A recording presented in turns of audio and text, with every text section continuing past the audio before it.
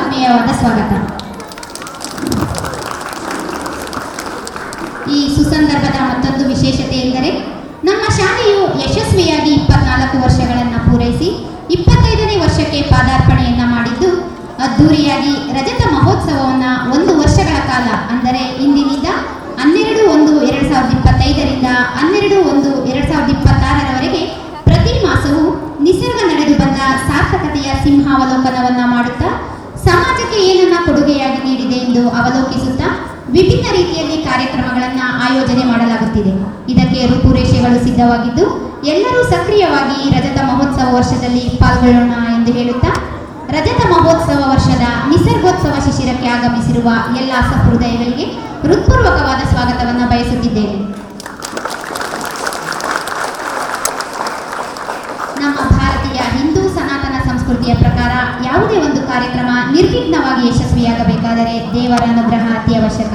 ಅಂತೆಯೇ ಆದಿಪೂಜಿತ ವಿಘ್ನ ವಿನಾಶಕನಾದ ಗಣೇಶನನ್ನ ಪ್ರಾರ್ಥನೆಯ ಮೂಲಕ ಸ್ಮರಿಸಲು ನಮ್ಮ ಶಾಲಾ ಸಂಗೀತ ತರಗತಿಯ ವಿದ್ಯಾರ್ಥಿಗಳನ್ನು ಹಾಗೂ ಸಂಗೀತ ಗುರುಗಳನ್ನು ವೇದಿಕೆಗೆ ಸ್ವಾಗತಿಸುತ್ತಿದ್ದೇನೆ.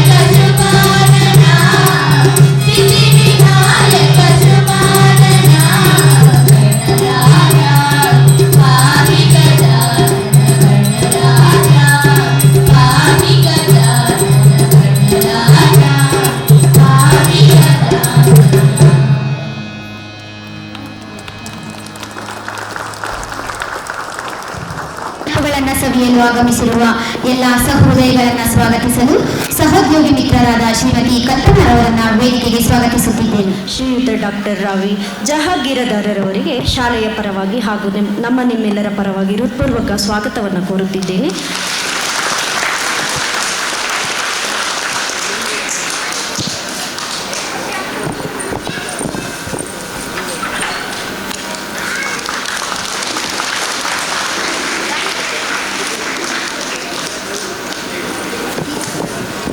ಹಾಗೆಯೇ ಈ ಶುಭ ಸಮಾರಂಭಕ್ಕೆ ಆಗಮಿಸಿರ್ತಕ್ಕಂತಹ ಶ್ರೀಯುತ ಡಾಕ್ಟರ್ ರಾವಿ ಜಹಾಗೀರದಾರರವರ ಅತಿಥಿಯವರ ಪರಿಚಯ. ಹಾಗೆಯೇ ಶ್ರೀಯುತ ಡಾಕ್ಟರ್ ರಾವಿ ಜಹಾಗೀರದಾರರವರ ಜನ್ಮ 1959 ಜನವರಿ 30ರಂದು ಆಯಿತು. ಇವರ ತಂದೆ ವಿಷ್ಣುಪಂತ ಜಹಾಗೀರದಾರರು. ಡಾಕ್ಟರ್ ರಾವಿ ಜಹಾಗೀರದಾರರು 1980ರಿಂದ 84ರವರೆಗೆ ರಾಷ್ಟ್ರೀಯ ಸ್ವಯಂ ಸಂಘದ ಪ್ರಚಾರಕರಾಗಿದ್ದರು. ಹಾಗೆಯೇ ಫ್ಲೋರಿಡಾದ ಐನ್ಸ್ಟೈನ್ ಇಂಟರ್ನ್ಯಾಷನಲ್ ವಿಶ್ವವಿದ್ಯಾನಿಲಯಕ್ಕೆ ಆಧುನಿಕ ಕಾಲಕ್ಕೆ ವೇದಗಳ ಪ್ರಸ್ತುತತೆ ಕುರಿತು ಪ್ರಬಂಧ ಸಲ್ಲಿಸಿ ಡಾಕ್ಟರೇಟ್ ಪದವಿ ಪಡೆದುಕೊಂಡಿದ್ದಾರೆ. ಅದೇ ವಿಶ್ವವಿದ್ಯಾಲಯ ಇವರಿಗೆ ಪ್ರೊಫೆಸರ್ ಆಫ್ ಓರಿಯೆಂಟಲ್ ಸ್ಟಡೀಸ್ ಪದವಿಯನ್ನು ಕೊಟ್ಟು ಗೌರವಿಸಿದೆ. ಪ್ರಸ್ತುತ ಶ್ರೀ ಆರೋಪಿಂದು ಕಪಾಲಿ ಶಾಸ್ತ್ರಿ ವೇದ ಸಂಸ್ಕೃತಿ ಸಂಸ್ಥೆಯ ಆಡಳಿತ ಟ್ರಸ್ಟಿಯೂ ಆಗಿದ್ದಾರೆ. ಡಾಕ್ಟರ್ ಜಹಾಗೀರದಾರರವರು ನಾಡಿನ ಹಲವು ಪತ್ರಿಕೆಗಳಲ್ಲಿ ಸಾಮಾಜಿಕ ಕಳವಳಿ, ರಾಷ್ಟ್ರೀಯತೆ, ವ್ಯಕ್ತಿ ಪರಿಚಯ ಕುರಿತು ಲೇಖನಗಳನ್ನು ಬರೆದಿದ್ದಾರೆ. ಇವರು ಅನುವಾದ ಕ್ಷೇತ್ರದಲ್ಲಿ ಇವರ ಕೆಲಸ ವ್ಯಾಪಕವಾಗಿದೆ. ಹಾಗೆಯೇ ಮರಾಠಿಯಿಂದ ಕನ್ನಡಕ್ಕೆ ಅನುವಾದವನ್ನು ಮಾಡಿದ್ದಾರೆ. ಹಾಗೆಯೇ ಡಾಕ್ಟರ್ ಎಲ್ ಕಶ್ಯಪರವರು ಬರೆದಿರುವ ಪ್ರೇರಣಾ ಶಕ್ತಿಯ ಅಧಿದೇವತೆ ಸರಸ್ವತಿ, ಆಧುನಿಕವಾಗಿ ವೇದಜ್ಞಾನ ಹಾಗೂ ಇನ್ನೂ ಅನೇಕ ಪುಸ್ತಕಗಳನ್ನು ಅನುವಾದಿಸಿದ್ದಾರೆ. 4 ವೇದಗಳ 25,000 ಮಂತ್ರಗಳ ಅನುವಾದ ಕಾರ್ಯಕ್ಕೆ ಸಂಪಾದಕರಾಗಿದ್ದಾರೆ. ಹಾಗೆಯೇ ಇವರು ಅನುವಾದ ಮಾಡಿದ ಪುಸ್ತಕಗಳು ವ್ಯಾಪಕ ಸಂಖ್ಯೆಯಲ್ಲಿ ಮಾರಾಟಗೊಂಡಿದ್ದು ಉಲ್ಲೇಖನೀಯವಾಗಿದೆ. ಇವರ ಅನುವಾದವನ್ನು ಮೆಚ್ಚಿ ಸಾಹಿತ್ಯ ಸಂಸ್ಥೆಗಳು ಪ್ರಶಸ್ತಿಯನ್ನು ನೀಡಿ ಗೌರವಿಸಿದೆ. ಉತ್ತಮ ಅನುವಾದಕ್ಕಾಗಿ ಇವರಿಗೆ 2002ರಲ್ಲಿ ಸಾಹಿತ್ಯ ಪ್ರಶಸ್ತಿ ಲಭಿಸಿದೆ. ಇತ್ತೀಚೆಗೆ ಇವರು ಬರೆದು ಪ್ರಕಟಿಸಿದ ವ್ಯಕ್ತಿತ್ವ ವಿಕಾಸ ಪುಸ್ತಕಗಳಾದ ಓ ಮತ್ತೆ ಬಾಗಿಲು ತೆಗಿ ಹಾಗೂ ಮನಸ್ಸಿಗೆ ವ್ಯಾಯಾಮ, ಕೃಷಿ ಕುರಿತು ಕೃತಿಗಳು ತುಂಬ ಜನಪ್ರಿಯ ಪುಸ್ತಕ ಎನಿಸಿವೆ. ಡಾಕ್ಟರ್ ಜಹಾಗೀರದಾರರವರು ಹಲವು ಸಾಮಾಜಿಕ ಸಾಂಸ್ಕೃತಿಕ ಚಟುವಟಿಕೆಗಳಲ್ಲೂ ತಮ್ಮನ್ನು ತೊಡಗಿಸಿಕೊಂಡಿದ್ದಾರೆ. ಪರಿಸರ ಸ್ನೇಹಿ ಕೃಷಿ ಪದ್ಧತಿಯ ಪ್ರಯೋಗ ಪ್ರಸಾರ ಕಾರ್ಯದಲ್ಲೂ ನಿರತರಾಗಿದ್ದಾರೆ. ಹಾಗೆಯೇ ರೇಖಿ ಉಪಶಮನ ಕಲೆಯ ಮಾಸ್ಟರ್ ಕೂಡ ಆಗಿದ್ದಾರೆ. ಇದು ನಮ್ಮ ಅತಿಥಿ ಮಹೋದಯರ ಕಿರುಪರಿಚಯವಾಗಿದೆ. ಕಿರುಪರಿಚಯದೊಂದಿಗೆ ಮತ್ತೊಮ್ಮೆ ಸ್ವಾಗತವನ್ನು ಕೋರೋಣ.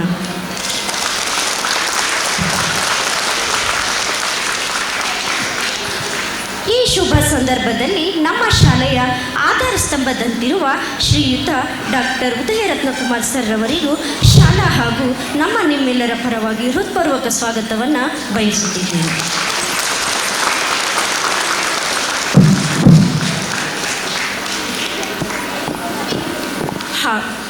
ಹಾಗೂ ನಮ್ಮ ಶಾಲೆಯ ಆಡಳಿತಾಧಿಕಾರಿಯವರಾದ ಧನುಷ್ ಕುಮಾರ್ ವೇದಾಪುರಿ ಸರ್ ಅವರಿಗೂ ನಿಮ್ಮೆಲ್ಲರ ಪರವಾಗಿ ಹೃತ್ಪೂರ್ವಕ ಸ್ವಾಗತವನ್ನು ಕೋರುತ್ತಿದ್ದೇನೆ. ಹಾಗೆಯೇ ನಮ್ಮ ಶಾಲೆಯ ಉಪಾಧ್ಯಾಯಿನಿಯರಾದ ಶ್ರೀಮತಿ ಜಯಮಾಲ ಶೆಟ್ಟಿ ಹಾಗೂ ಶ್ರೀಮತಿ ಛಾಯಾ ಮೇಡಮ್ ರವರಿಗೂ ನಿಮ್ಮೆಲ್ಲರ ಪರವಾಗಿ ಶುಭ ಸಮಾರಂಭಕ್ಕೆ ಸ್ವಾಗತವನ್ನು ಕೋರುತ್ತಿದ್ದೇನೆ.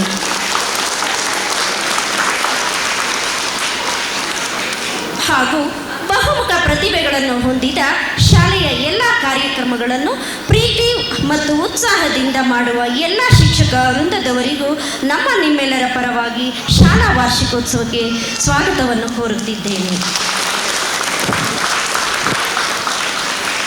ಹಾಗೆಯೇ ಪ್ರತಿಭೆಗಳಲ್ಲಿ ಒಂದಾದ ಸಂಗೀತ ಶಿಕ್ಷಕರಿಗೂ ತುಂಬ ಹೃದಯದ ಸ್ವಾಗತವನ್ನು ಕೋರುತ್ತಿದ್ದೇನೆ. ಶಿಕ್ಷಕರಷ್ಟೇ ಅಲ್ಲದೆ ಪೋಷಕರ ಪಾತ್ರವು ಬಹುಮುಖ್ಯವಾದದ್ದು. ಉತ್ತಮ ಚಟುವಟಿಕೆಗಳಿಗೆ ಸದಾ ಬೆಂಬಲವನ್ನು ನೀಡುತ್ತಿರುವ ಎಲ್ಲ ಪೋಷಕರಿಗೆ ಶಾಲೆಯ ಹಾಗೂ ನಿಮ್ಮೆಲ್ಲರ ಪರವಾಗಿ ಹೃತ್ಪೂರ್ವಕ ಸ್ವಾಗತವನ್ನು ಕೋರುತ್ತಿದ್ದೇನೆ. ಮಕ್ಕಳಿಗೆ ನಮ್ಮ ನಿಮ್ಮೆಲ್ಲರ ಪರವಾಗಿ ಹೃತ್ಪೂರ್ವಕ ಸ್ವಾಗತವನ್ನು ಕೋರುತ್ತಿದ್ದೇನೆ.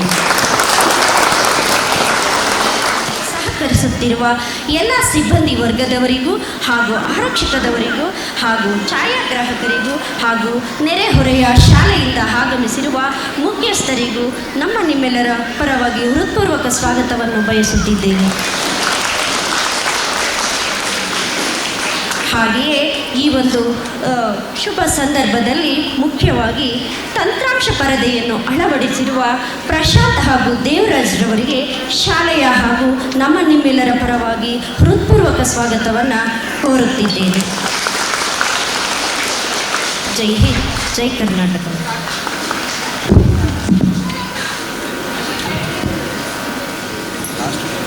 ನಿಸರ್ಗೋತ್ಸವ ಶಿಶಿರ ಕಾರ್ಯಕ್ರಮದಲ್ಲಿ ಉಪಸ್ಥಿತರಿರುವ ಸರ್ವರಿಗೂ ಶುಭ ಸಂಜೆಯ ನಮನಗಳೊಂದಿಗೆ ಸ್ವಾಗತವನ್ನು ಬಯಸಿದಂತಹ ಶ್ರೀಮತಿ ಕಲ್ಪನಾ ಮೇಡಮ್ ರವರಿಗೂ ಸ್ವಾಗತ ಹಾಗೂ ಧನ್ಯವಾದಗಳು.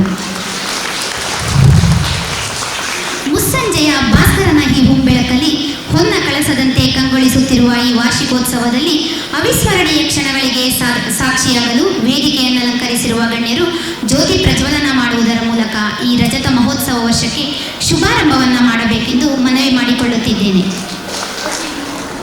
ದೀಪಂ ಜ್ಯೋತಿರ್ಪರಬ್ರಹ್ಮ ದೀಪಂ ಸರ್ವತಮೋಪಹಂ ದೀಪೇನ ಸಾಧ್ಯತೆ ಸರ್ವಂ ಸಂಧ್ಯಾದೀಪಂ ನಮೋಸ್ತುತೆ.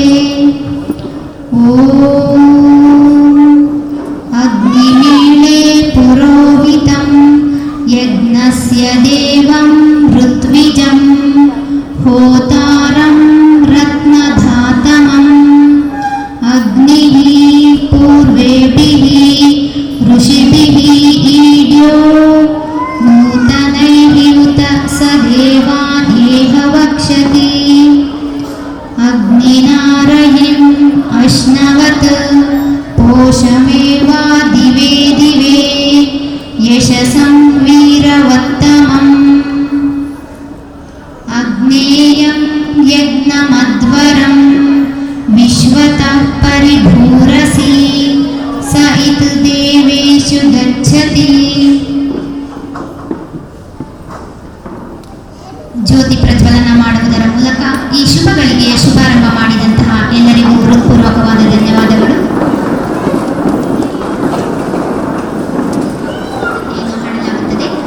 ನಾಡಗೀತೆಯನ್ನು ಹಾಡಲು 10ನೇ ತರಗತಿಯ ವಿದ್ಯಾರ್ಥಿನಿಯರನ್ನು ವೇದಿಕೆಯ ಮೇಲೆ ಸ್ವಾಗತಿಸುತ್ತಿದ್ದೇನೆ. ರಾಷ್ಟ್ರಗೀತೆಯನ್ನು ಹಾಡಲು ಬ್ಯಾಟ್ಸೆಟ್ ತಂಡದ ವಿದ್ಯಾರ್ಥಿಗಳನ್ನ ವೇದಿಕೆಯ ಬಲಭಾಗಕ್ಕೆ ಸ್ವಾಗತಿಸುತ್ತಿದ್ದೇನೆ. ಭಾರತ ಜನನಿಯ ತನುಜಾತೆ ಜಯ ಹೇ ಕರ್ನಾಟಕ ಮಾತೆ, ಜಯ ಸುಂದರ ನದಿ ವನಗಳ ನಾಡೆ, ಜಯ ಹೇ ರಸ ಋಷಿಗಳ ಬೀಡೆ, ಭೂದೇವಿಯ ಮಕುಟದ ನವಮಣಿಯೇ, ಗಂಧದ ಚಂದದ ಹೊನ್ನಿನ ಗಣಿಯೇ, ರಾಘವ ಮನಸೂದನರ ಬದಲಿಸಿದ ಭಾರತ ಜನನಿಯ ತನುಜಾತೆ, ಜಯ ಹೇ ಕರ್ನಾಟಕ ಮಾತೆ. ಜನನಿಯ ಜೋಗುಳ ವೇದದ ಘೋಷ, ಜನನಿಗೆ ಜೀವವು ನಿನ್ನಾವೇಶ, ಹಸುರಿನ ಗಿರಿಗಳ ಸಾಲೆ, ನಿನ್ನಯ ಕೊರಳಿನ ಮಾಲೆ, ಕಪಿಲ ಪತಂಜಲ ಗೌತಮ ಜನನುತ ಭಾರತ ಜನನಿಯ ತನುಜಾತೆ, ಜಯ ಹೇ ಕರ್ನಾಟಕ ಮಾತೆ. ಶಂಕರ ರಮಣುಜ ವಿದ್ಯಾರಣ್ಯ, ಬಸವೇಶ್ವರ ಮಧ್ವರ ದಿವ್ಯಾರಣ್ಯ, ರನ್ನಶ ರಕ್ಷಣಿ ಪೊನ್ನ, ಪಂಪಲ ಕುಲಿಪತಿ ಜನ್ನ, ಕುಮಾರ ವ್ಯಾಸರ ಮಂಗಳಧಾಮ, ಕವಿ ಕೋಗಿಲೆಗಳ ಪುಣ್ಯಾರಾಮ, ನಾನಕ ರಾಮಾನಂದ ಕಬೀರರ ಭಾರತ ಜನನಿಯ ತನುಜಾತೆ, ಜಯ ಹೇ ಕರ್ನಾಟಕ ಮಾತೆ. ಕೈಲಪ ಹೊಯ್ಸಳರಾಡಿದ ನಾಡೆ, ಡಂಕಣ ಜಗಣರ ನೆಚ್ಚಿನ ಬೀಡೆ, ಕೃಷ್ಣ ಶರಾವತಿ ತುಂಗ, ಕಾವೇರಿಯ ಬಲರಂಗ, ಚೈತನ್ಯ ಪರಮಹಂಸ ವಿವೇಕರ ಭಾರತ ಜನನಿಯ ತನುಜಾತೆ, ಜಯ ಹೇ ಕರ್ನಾಟಕ ಮಾತೆ. ಸರ್ವ ಜನಾಂಗ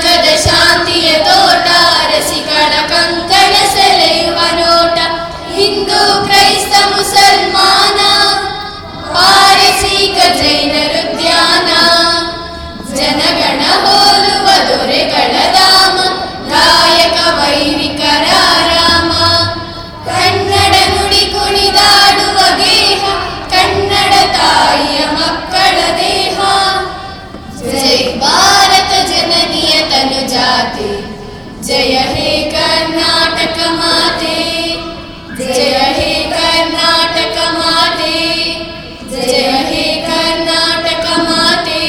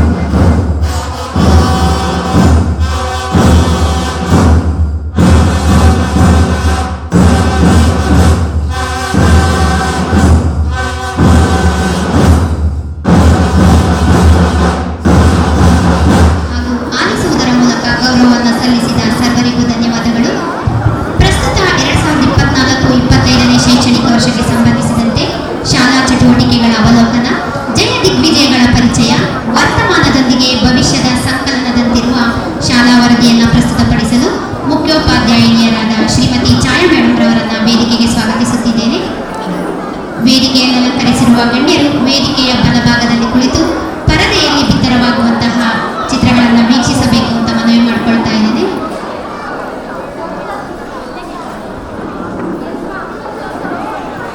ಈ ಸುಂದರ ಶುಭ ವೇಳೆಯಲ್ಲಿ ಸುಂದರವಾಗಿ ಅಲಂಕೃತಗೊಂಡಿರುವ ವೇದಿಕೆಯಲ್ಲಿ ಉಪಸ್ಥಿತರಿರುವ ಮಾನ್ಯ ಅತಿಥಿಗಳೇ, ಮಾನ್ಯ ಪ್ರಾಂಶುಪಾಲರೇ, ಆಡಳಿತಾಧಿಕಾರಿಯವರೇ, ಕಾರ್ಯಕ್ರಮದ ಸವಿಯನ್ನುಂಡು ವಿದ್ಯಾರ್ಥಿಗಳಿಗೆ ಪ್ರೋತ್ಸಾಹ ನೀಡಲು ಬಂದ ವಿದ್ಯಾಭಿಮಾನಿಗಳೇ, ಪೋಷಕರೇ, ವಿದ್ಯಾರ್ಥಿಗಳೇ ಹಾಗೂ ಸಹೋದ್ಯೋಗಿ ಮಿತ್ರರೇ, ಎಲ್ಲರಿಗೂ ಕಾರ್ಯಕ್ರಮಕ್ಕೆ ಆದರದ ಸ್ವಾಗತ ಸುಸ್ವಾಗತ ಹಾಗೂ 162ನೇ ವಿವೇಕಾನಂದ ಜಯಂತಿಯ ಶುಭಾಶಯಗಳು.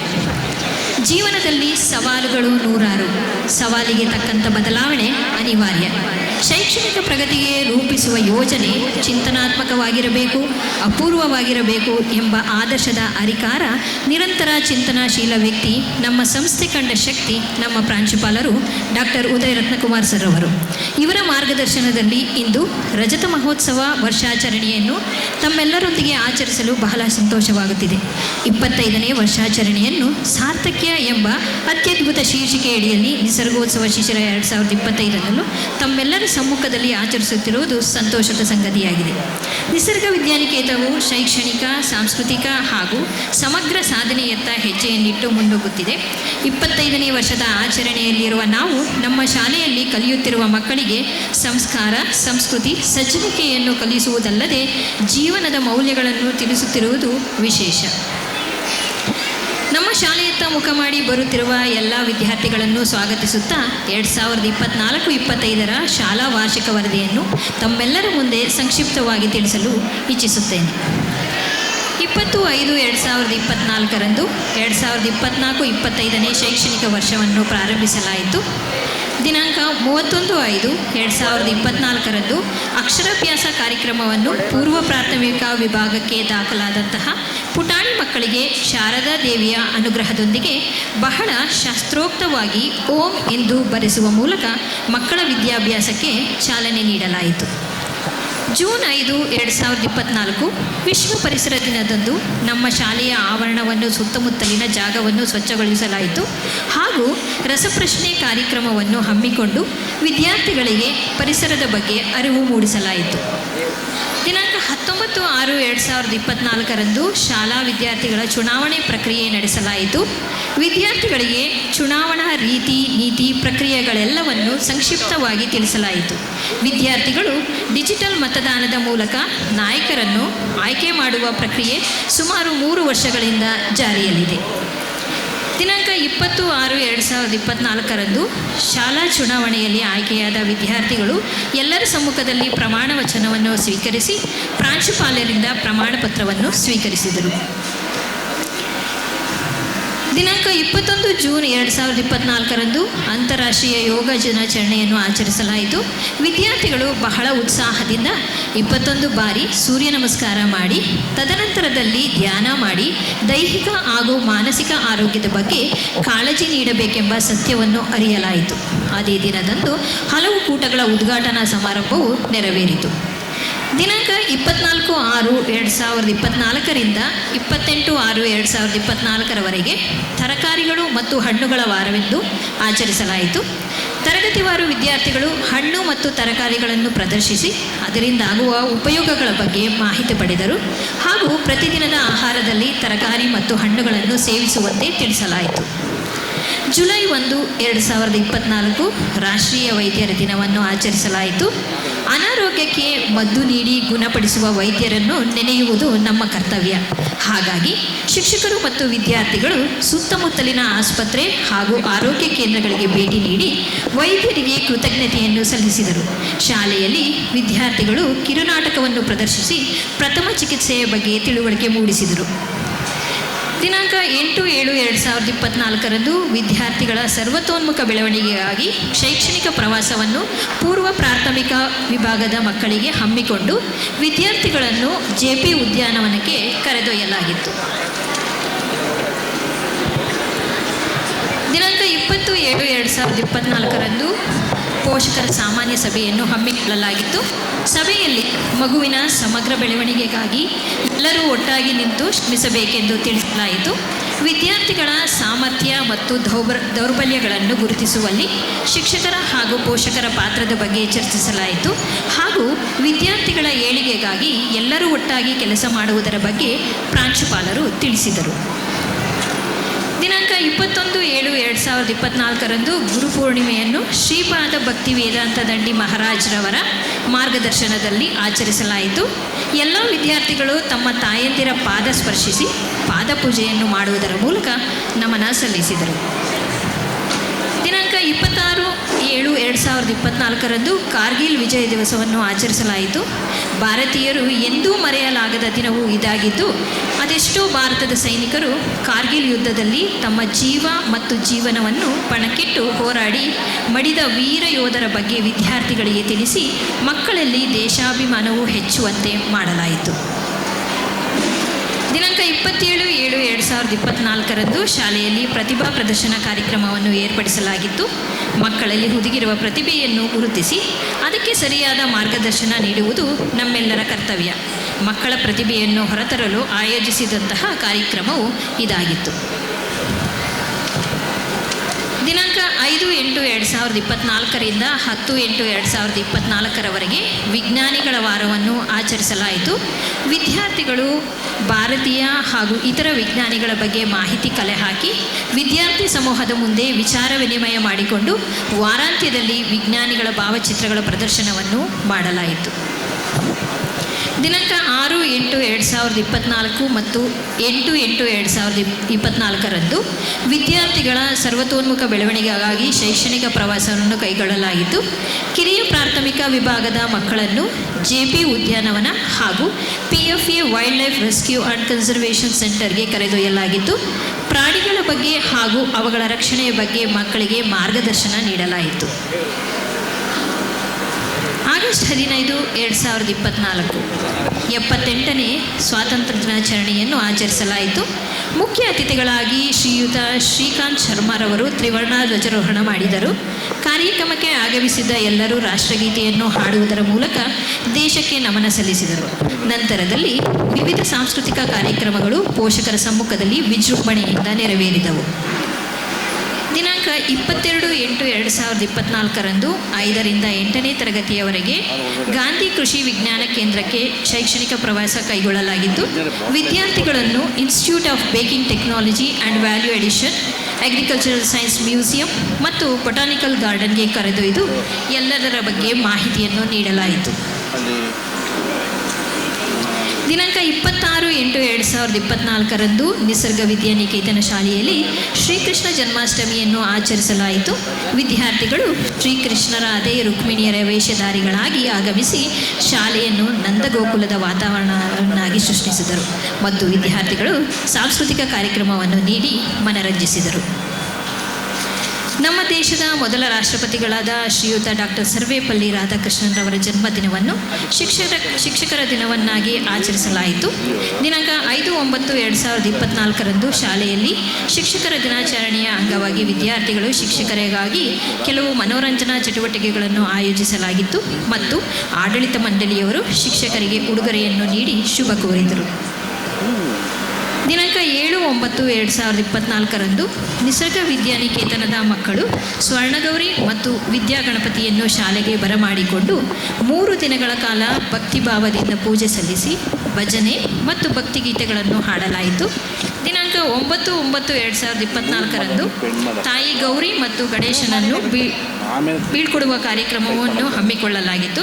ಸ್ವರ್ಣಗೌರಿ ಹಾಗೂ ವಿದ್ಯಾಗಣಪತಿಯನ್ನು ಮಕ್ಕಳು ಜೈಕಾರ ಹಾಕಿಕೊಂಡು ವಿಸರ್ಜನಾ ಕಾರ್ಯಕ್ರಮವನ್ನು ಶಾಸ್ತ್ರೋಕ್ತವಾಗಿ ನೆರವೇರಿಸಿದರು. ದಿನಾಂಕ 2/10/2024 ಲಾಲ್ ಬಹದ್ದೂರ್ ಶಾಸ್ತ್ರಿ ಹಾಗೂ ಮಹಾತ್ಮ ಗಾಂಧಿಯವರ ಜನ್ಮ ಜಯಂತಿಯನ್ನು ಆಚರಿಸಲಾಯಿತು. ವಿದ್ಯಾರ್ಥಿಗಳು ಭಜನೆ ಮತ್ತು ಹಾಡುಗಳನ್ನು ಹಾಡಿ ದಿನದ ಮಹತ್ವವನ್ನು ತಿಳಿಸಿಕೊಳ್ಳುವಲ್ಲಿ ಯಶಸ್ವಿಯಾದರು. ದಿನಾಂಕ 11/10/2024 20/10/2024 ದಸರೆ ಹಬ್ಬವನ್ನು ಆಚರಿಸಲಾಯಿತು. 10 ದಿನಗಳ ಕಾಲ ನವದುರ್ಗೆಯರನ್ನು ಪೂಜಿಸಿ ವಿವಿಧ ನೈವೇದ್ಯಗಳನ್ನು ಅರ್ಪಿಸಿ ಆಶೀರ್ವಾದ ಪಡೆಯಲಾಯಿತು. ಶಾಲೆಯಲ್ಲಿ ಗೊಂಬೆಗಳ ಹಬ್ಬವನ್ನು ಗೊಂಬೆಗಳನ್ನು ಕೂರಿಸುವುದರ ಮೂಲಕ ಆಚರಿಸಲಾಯಿತು. ಪಟ್ಟದ ಗೊಂಬೆಗಳಿಗೆ ವಿವಿಧ ಕಲಾಕೃತಿಯ ಬೊಂಬೆಗಳನ್ನು ಕೂರಿಸಿ ದುರ್ಗಾದೇವಿಗೆ ಪೂಜೆ ಸಲ್ಲಿಸುವ ಆಚರಣೆಯನ್ನು ಕಳೆದ 3 ವರ್ಷಗಳಿಂದ ಆಚರಿಸುತ್ತಾ ಬರಲಾಗುತ್ತಿದೆ. ದಿನಾಂಕ 30/10/2024 ದೀಪಾವಳಿ ಹಾಗೂ ರಾಷ್ಟ್ರೀಯ ಏಕತಾ ದಿವಸವನ್ನು ಆಚರಿಸಲಾಯಿತು. ಎಲ್ಲ ಮಕ್ಕಳು ಸಂತೋಷದಿಂದ ಬೆಳಕಿನ ಹಬ್ಬ ದೀಪಾವಳಿಯನ್ನು ಶಾಲೆಯ ಎವಿ ಕೊಠಡಿಯಲ್ಲಿ ಬಣ್ಣ ಬಣ್ಣದ ಹೂಗಳಿಂದ ಕೂಡಿದ ರಂಗೋಲಿಗಳನ್ನು ರಚಿಸಿ ದೀಪಗಳಿಂದ ಅಲಂಕರಿಸಲಾಗಿತ್ತು. ದೀಪಗಳಿಂದ ಅಲಂಕೃತವಾದ ರಂಗೋಲಿಗಳ ದೃಶ್ಯವು ನಯನ ಮನೋಹರವಾಗಿತ್ತು. ನವೆಂಬರ್ 1, 2024 69ನೇ ಕನ್ನಡ ರಾಜ್ಯೋತ್ಸವವನ್ನು ಆಚರಿಸಲಾಯಿತು. ಮಾನ್ಯ ಪ್ರಾಂಶುಪಾಲರು ನಾಡಧ್ವಜವನ್ನು ಹಾರಿಸಿ ಕಾರ್ಯಕ್ರಮಕ್ಕೆ ಮೆರುಗು ಮೂಡಿಸಿದರು. ಶಿಕ್ಷಕರು ದಿನದ ವಿಶೇಷತೆಯನ್ನು ತಿಳಿಸಿಕೊಟ್ಟರು. ವಿದ್ಯಾರ್ಥಿಗಳಿಂದ ನಾಡು ನುಡಿಗೆ ಸಂಬಂಧಿಸಿದ ಸಾಂಸ್ಕೃತಿಕ ಕಾರ್ಯಕ್ರಮಗಳು ನೆರವೇರಿದವು. ದಿನಾಂಕ 14/11/2024 ಮಕ್ಕಳ ದಿನಾಚರಣೆಯನ್ನು ಆಚರಿಸಲಾಯಿತು. ಮಕ್ಕಳನ್ನು ಮನೋರಂಜಿಸುವ ನಿಟ್ಟಿನಲ್ಲಿ ಹಲವಾರು ಸಾಂಸ್ಕೃತಿಕ ಕಾರ್ಯಕ್ರಮಗಳನ್ನು ಹಮ್ಮಿಕೊಳ್ಳಲಾಗಿತ್ತು. ಅದರ ಜೊತೆಯಲ್ಲಿ ಇಂದಿನ ಶಿಕ್ಷಣ ಮುಂದಿನ ಸಮಾಜಕ್ಕೆ ಪೂರಕವೇ ಎಂಬ ಸಂವಾದ ಕಾರ್ಯಕ್ರಮವು ನೆರವೇರಿತು. ಪಂಡಿತ್ ಜವಾಹರ್ಲಾಲ್ ನೆಹರೂರವರ ಬಗ್ಗೆ ಮಕ್ಕಳಿಗೆ ಮಾಹಿತಿಯನ್ನು ನೀಡಲಾಯಿತು. ದಿನಾಂಕ 25/11/2024 ಕಾರ್ತಿಕ ಮಾಸದ ಕೊನೆಯ ಸೋಮವಾರದಂದು ದಕ್ಷಿಣಾಮೂರ್ತಿಯ ದೇವಸ್ಥಾನದ ಮುಂಭಾಗದಲ್ಲಿ ಅತ್ಯದ್ಭುತವಾದ ರಂಗೋಲಿಗಳನ್ನು ಬಿಡಿಸಲಾಗಿತ್ತು. ಕಾರ್ಯಕ್ರಮವು ನಾರಾಯಣಧಾಮದ ಬ್ರಹ್ಮಚಾರಿ ಶ್ರೀ ಸಾಯಿ ಕೀರ್ತಿ ಸ್ವಾಮೀಜಿರವರು ಮತ್ತು ಅವರ ಶಿಷ್ಯ ವೃಂದದವರಿಂದ ಅದ್ಭುತವಾದ ಸಂಗೀತ ರಸಸಂಚೆ ಎಲ್ಲರ ಕರ್ಣಗಳನ್ನು ತಂಪುಗೊಳಿಸಿದವು. ದೀಪಗಳು ಮತ್ತು ಹೂವುಗಳಿಂದ ಮಾಡಿದ ಅಲಂಕಾರ ಕಣ್ಣಿಗೆ ಹಬ್ಬವನ್ನು ತಂದಿತು. ದಕ್ಷಿಣಾಮೂರ್ತಿ ದೇವರಿಗೆ ಮಹಾಮಂಗಳಾರತಿ ಮಾಡಿ ಕಾರ್ಯಕ್ರಮಕ್ಕೆ ಆಗಮಿಸಿದ ಎಲ್ಲರಿಗೂ ಪ್ರಸಾದ ನೀಡಲಾಯಿತು. ದಿನಾಂಕ 25/11/2024 30/11/2024 ಸಾಂಪ್ರದಾಯಿಕ ಆಹಾರಗಳ ವಾರವೆಂದು ಆಚರಿಸಲಾಯಿತು. ಸಾಂಪ್ರದಾಯಿಕ ಆಹಾರಗಳನ್ನು ಸೇವಿಸುವುದರಿಂದ ಆಗುವ ಅನುಕೂಲಗಳನ್ನು ಮಕ್ಕಳಿಗೆ ತಿಳಿಸಿಕೊಡಲಾಗಿತ್ತು. ಪ್ರತಿದಿನವೂ ವಿದ್ಯಾರ್ಥಿಗಳು ಸಾಂಪ್ರದಾಯಿಕ ಆಹಾರಗಳನ್ನು ತಂದು ಶಾಲೆಯಲ್ಲಿ ಎಲ್ಲ ಸಹಪಾಠಿಗಳೊಂದಿಗೆ ಸೇವಿಸುವಂತೆ ತಿಳಿಸಲಾಗಿತ್ತು. ದಿನಾಂಕ 26/11/2024 ಸಂವಿಧಾನ ದಿನವನ್ನು ಶಾಲೆಯಲ್ಲಿ ಆಚರಿಸಲಾಯಿತು. ಶಿಕ್ಷಕರು ಸಂವಿಧಾನ ಶಿಲ್ಪಿಯ ಬಗ್ಗೆ ಹಾಗೂ ಆ ದಿನದ ವಿಶೇಷತೆಯನ್ನು ಮಕ್ಕಳಿಗೆ ತಿಳಿಸಲಾಯಿತು. ನಂತರದಲ್ಲಿ ಶಿಕ್ಷಕರು ಮತ್ತು ವಿದ್ಯಾರ್ಥಿಗಳು ಪ್ರಮಾಣ ವಚನವನ್ನು ಸ್ವೀಕರಿಸಿದರು. ದಿನಾಂಕ 6/12/2024 11/12/2024 ದ್ವಿದಳ ಧಾನ್ಯಗಳು ಪಲ್ಸಸ್ ಹಾಗೂ ಒಣ ದ್ರಾಕ್ಷಿಗಳು ಡ್ರೈ ಫ್ರೂಟ್ಸ್ ವಾರವನ್ನಾಗಿ ಆಚರಿಸಲಾಯಿತು. ಪ್ರತಿದಿನವೂ ಮಕ್ಕಳು ದ್ವಿದಳ ಧಾನ್ಯಗಳು ಹಾಗೂ ಒಣ ಹಣ್ಣುಗಳನ್ನು ಪ್ರದರ್ಶನವನ್ನು ಶಾಲಾ ಆವರಣದಲ್ಲಿ ಮಾಡಲಾಗಿತ್ತು. ಶಿಕ್ಷಕರು ಮಕ್ಕಳಿಗೆ ದ್ವಿದಳ ಧಾನ್ಯಗಳು ಹಾಗೂ ಒಣ ಹಣ್ಣುಗಳಿಂದಾಗುವ ಪ್ರಯೋಜನಗಳ ಬಗ್ಗೆ ಮಾಹಿತಿ ನೀಡಿದರು. ದಿನಾಂಕ 29/12/2024 ರಾಷ್ಟ್ರಕವಿ ಕುವೆಂಪುರವರನ್ನು ನೆನೆದು ಪುಷ್ಪನಮನವನ್ನು ಸಲ್ಲಿಸುವುದರ ಮೂಲಕ ವಿಶ್ವ ಮಾನವ ದಿನವನ್ನು ಆಚರಿಸಲಾಯಿತು. ನಮ್ಮ ಶಾಲೆಯಲ್ಲಿ ನಡೆಯುವ ಪಠ್ಯೇತರ ಚಟುವಟಿಕೆಗಳ ಬಗ್ಗೆ ಒಂದಿಷ್ಟು ಮಾಹಿತಿ ನೀಡಲು ಇಚ್ಛಿಸುತ್ತೇನೆ. ಮೇಲ್ಛಾವಣಿ ಕೈತೋಟ. ಸುಮಾರು 7 ವರ್ಷಗಳಿಂದ ಶಿಕ್ಷಕರ ಮಾರ್ಗದರ್ಶನದಲ್ಲಿ ವಿದ್ಯಾರ್ಥಿಗಳು ತಮ್ಮ ಶಾಲೆಯಲ್ಲಿ ಬೆಳೆಸುವ ಗಿಡಗಳಿಗೆ ಯಾವುದೇ ರಾಸಾಯನಿಕಗಳನ್ನು ಬಳಸದೆ ಕಾಂಪೋಸ್ಟ್ ಗೊಬ್ಬರವನ್ನು ತಯಾರಿಸಿ ಸೊಪ್ಪು ತರಕಾರಿಗಳನ್ನು ಬೆಳೆದು ಉತ್ತಮ ಆರೋಗ್ಯವನ್ನು ಕಾಪಾಡಿಕೊಳ್ಳಬಹುದು ಎಂಬುದರ ಬಗ್ಗೆ ಅರಿವು ಮೂಡಿಸುತ್ತಿದ್ದಾರೆ. ಬೆಳೆದ ತರಕಾರಿ ಸೊಪ್ಪುಗಳನ್ನು ಶಾಲೆಯಲ್ಲಿಯೇ ಮಾರಾಟ ಮಾಡಿ ಹಣವನ್ನು ಸಂಪಾದಿಸಿ ಶಾಲೆಯ ಬ್ಯಾಂಕ್ ಖಾತೆಯಲ್ಲಿ ಜಮಾ ಮಾಡುತ್ತಿದ್ದಾರೆ.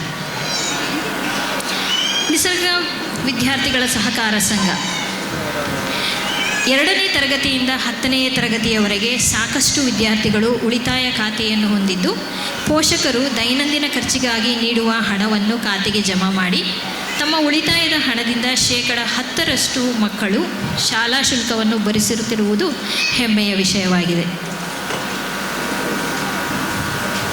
ಮಕ್ಕಳನ್ನು ಸಾಂಸ್ಕೃತಿಕವಾಗಿ ಹಾಗೂ ಧಾರ್ಮಿಕ ಸಂಸ್ಕಾರವನ್ನು ಬೆಳೆಸುವ ನಿಟ್ಟಿನಲ್ಲಿ ವಿಷ್ಣು ಸಹಸ್ರನಾಮವನ್ನು ಹೇಳಿಕೊಡುತ್ತಿದ್ದು ಪ್ರಸಿದ್ಧ ದೇವಾಲಯಗಳಾದ ಇಸ್ಕಾನ್, TTD, ಅಯ್ಯಪ್ಪ ದೇವಾಲಯ, ನಾರಾಯಣಧಾಮ ಹೀಗೆ ಹಲವಾರು ದೇವಾಲಯಗಳಲ್ಲಿ ದೇವರ ಸಾನ್ನಿಧ್ಯದಲ್ಲಿ ಪಾರಾಯಣ ಮಾಡುತ್ತಿದ್ದು ಹಲವಾರು ಸ್ಪರ್ಧೆಗಳಲ್ಲಿ ಮಕ್ಕಳು ಪಾಲ್ಗೊಂಡು ಪ್ರಶಸ್ತಿಗಳನ್ನು ಪಡೆದಿರುವುದು ಸಂತೋಷದ ಸಂಗತಿಯಾಗಿದೆ. Science in action. ವಿದ್ಯಾರ್ಥಿಗಳಲ್ಲಿ ವೈಜ್ಞಾನಿಕ ಮನೋಭಾವನೆ ಬೆಳೆಸುವ ಸಲುವಾಗಿ ಜವಾಹರ್ಲಾಲ್ ನೆಹರು ತಾರಾಲಯದಲ್ಲಿ ನಡೆಯುವ ಹಲವಾರು ವಿಜ್ಞಾನ ಕಾರ್ಯಾಗಾರಗಳಲ್ಲಿ ಭಾಗವಹಿಸಲು ಅವಕಾಶ ನೀಡಲಾಗುತ್ತಿದೆ ಮತ್ತು ಡಿಸೆಂಬರ್ ತಿಂಗಳಲ್ಲಿ ನಡೆಯುವ 3 ದಿನಗಳ ಸೈನ್ಸ್ ಇನ್ ಆ್ಯಕ್ಷನ್ ಎಂಬ ವಿಜ್ಞಾನ ವಸ್ತು ಪ್ರದರ್ಶನದಲ್ಲಿ ಭಾಗವಹಿಸಲು ನೆರವು ಮಾಡಿಕೊಡಲಾಗುತ್ತಿದೆ ಎಂಬುದು ಬಹಳ ಹೆಮ್ಮೆಯ ವಿಷಯವಾಗಿದೆ.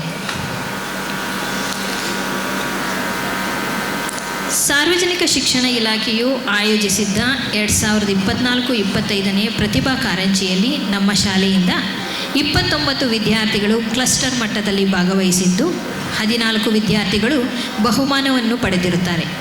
6 ವಿದ್ಯಾರ್ಥಿಗಳು ತಾಲೂಕು ಮಟ್ಟಕ್ಕೆ ಆಯ್ಕೆಯಾಗಿ 3 ವಿದ್ಯಾರ್ಥಿಗಳು ಪ್ರಶಸ್ತಿಯನ್ನು ಗಳಿಸಿರುತ್ತಾರೆ. ಭರತನಾಟ್ಯ ಸ್ಪರ್ಧೆಯಲ್ಲಿ 9ನೇ ತರಗತಿಯ ಪಲ್ಗುಣಿ ಎಂಬ ವಿದ್ಯಾರ್ಥಿಯು ಜಿಲ್ಲಾ ಮಟ್ಟದಲ್ಲಿ ಭಾಗವಹಿಸಿ ದ್ವಿತೀಯ ಬಹುಮಾನವನ್ನು ಪಡೆದು ಶಾಲೆಗೆ ಕೀರ್ತಿಯನ್ನು ತಂದಿರುತ್ತಾಳೆ.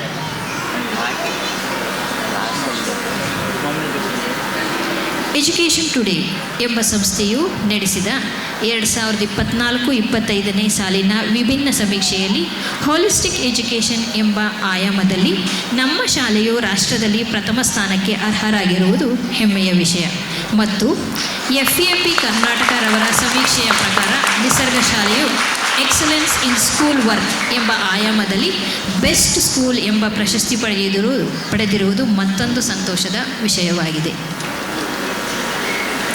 ಇಂತಹ ಅತ್ಯುನ್ನತ ಪ್ರಶಸ್ತಿಯನ್ನು ಪಡೆಯಲು ಸಹಕರಿಸಿದ ಎಲ್ಲರಿಗೂ ಧನ್ಯವಾದಗಳನ್ನು ಅರ್ಪಿಸುತ್ತೇನೆ.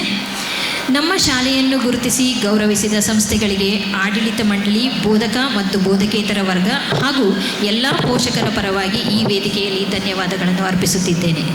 ಮುಂಬರುವ ದಿನಗಳಲ್ಲಿ ಹಮ್ಮಿಕೊಂಡಿರುವ ಸಂಕ್ರಾಂತಿ ಸಂಭ್ರಮ, ಗಣರಾಜ್ಯೋತ್ಸವ, ರಾಷ್ಟ್ರೀಯ ವಿಜ್ಞಾನ ದಿನ ಮುಂತಾದ ಎಲ್ಲ ಕಾರ್ಯಕ್ರಮಗಳಲ್ಲೂ ಎಲ್ಲರೂ ಒಟ್ಟುಗೂಡಿ ಕೆಲಸ ಮಾಡೋಣ, ಸಾರ್ಥಕ್ಯದ ಬದುಕು ಎಲ್ಲರದ್ದಾಗಲಿ ಎಂದು ಹೇಳುತ್ತಾ 2024-25ನೇ ಸಾಲಿನ ಶಾಲಾ ವಾರ್ಷಿಕ ವರದಿಯನ್ನು ಮುಗಿಸುತ್ತಿದ್ದೇನೆ. ಧನ್ಯವಾದಗಳು. ಜೈ ಹಿಂದ್, ಜೈ ಕರ್ನಾಟಕ. ಇವಳ ಸಂಕ್ಷಿಪ್ತ ಮಾಹಿತಿಯನ್ನು ನೀಡಿದಂತಹ ಶ್ರೀಮತಿ ಛಾಯಾ ಮೇಡಮ್ ರವರಿಗೆ ಧನ್ಯವಾದಗಳು.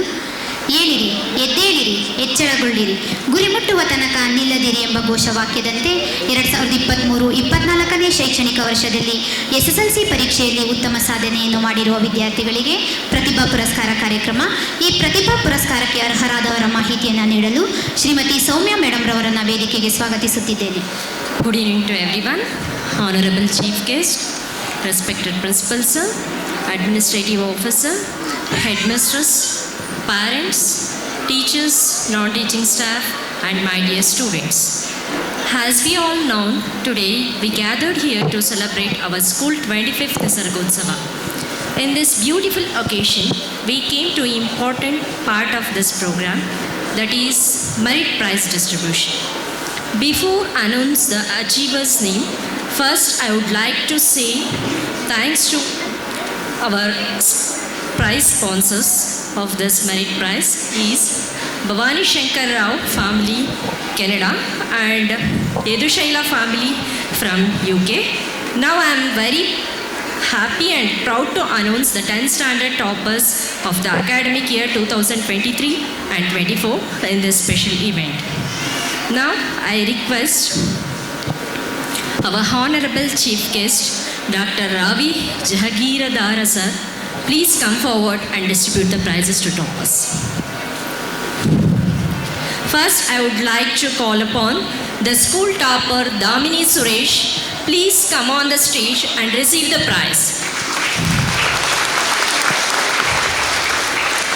She is a topper in maths and second topper in GS subject. Congrats Damini. Give a big round of applause to her.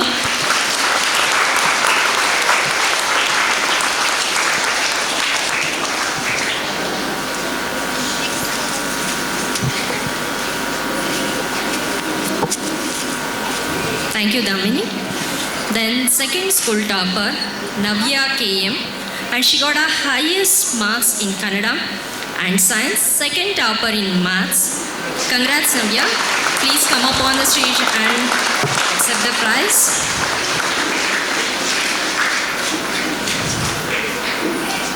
Thank you, Navya. Next, I would like to call third school topper, English topper and science second topper, Chandana S. Please join the stage and receive your prize, Chandana. Congrats, Chandana.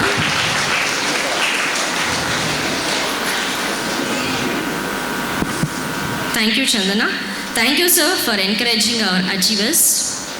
Now I request our respected administrative topper in social and third topper in maths, Divya, please get on the stage, receive your prize.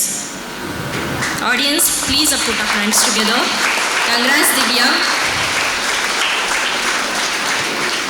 Thank you, Divya.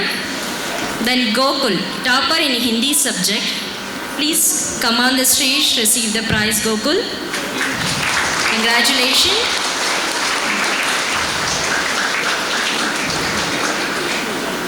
Thanks, Gokul. Next, Jeevan R, topper in social. Jeevan, please come and receive your prize. Congratulations. Thank you, Jeevan. Thank you, sir, for motivating our talents. And once again, congratulations to all our school toppers. Thank you for giving a wonderful opportunity to present the merit place in this glorious evening. Thank you.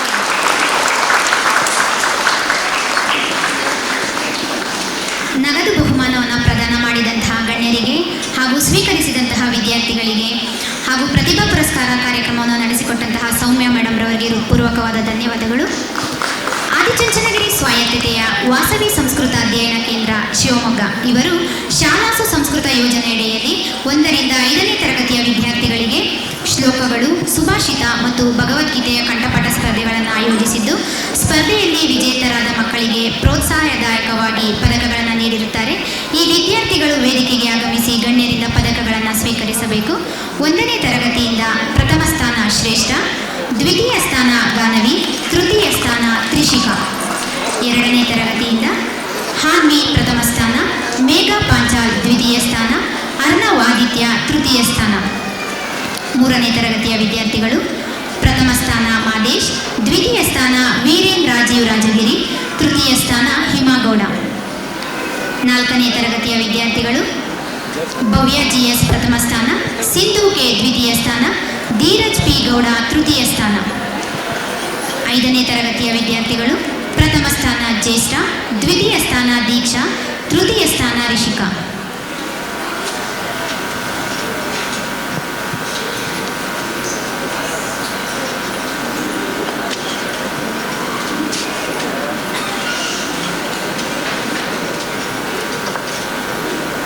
Sanskrit ವಿಷಯಕ್ಕೆ ಸಂಬಂಧಿಸಿದಂತೆ ವಿವಿಧ ಸ್ಪರ್ಧೆಗಳನ್ನು ಆಯೋಜಿಸಿದ್ದು, ಈ ಸ್ಪರ್ಧೆಗಳಲ್ಲಿ ಭಾಗವಹಿಸಿ ಅತ್ಯುತ್ತಮವಾಗಿ ಪ್ರದರ್ಶನವನ್ನು ಮಾಡಿದಂತಹ ವಿದ್ಯಾರ್ಥಿಗಳಿಗೆ ಈ ಪದಕಗಳನ್ನು ನೀಡಲಾಗುತ್ತಿದೆ. ಎಲ್ಲರೂ ಪ್ರೀತಿಯ ಚಪ್ಪಾಳೆಯ ಮೂಲಕ ಅವರನ್ನು ಅಭಿನಂದಿಸಬೇಕಾಗಿ ಮನವಿ.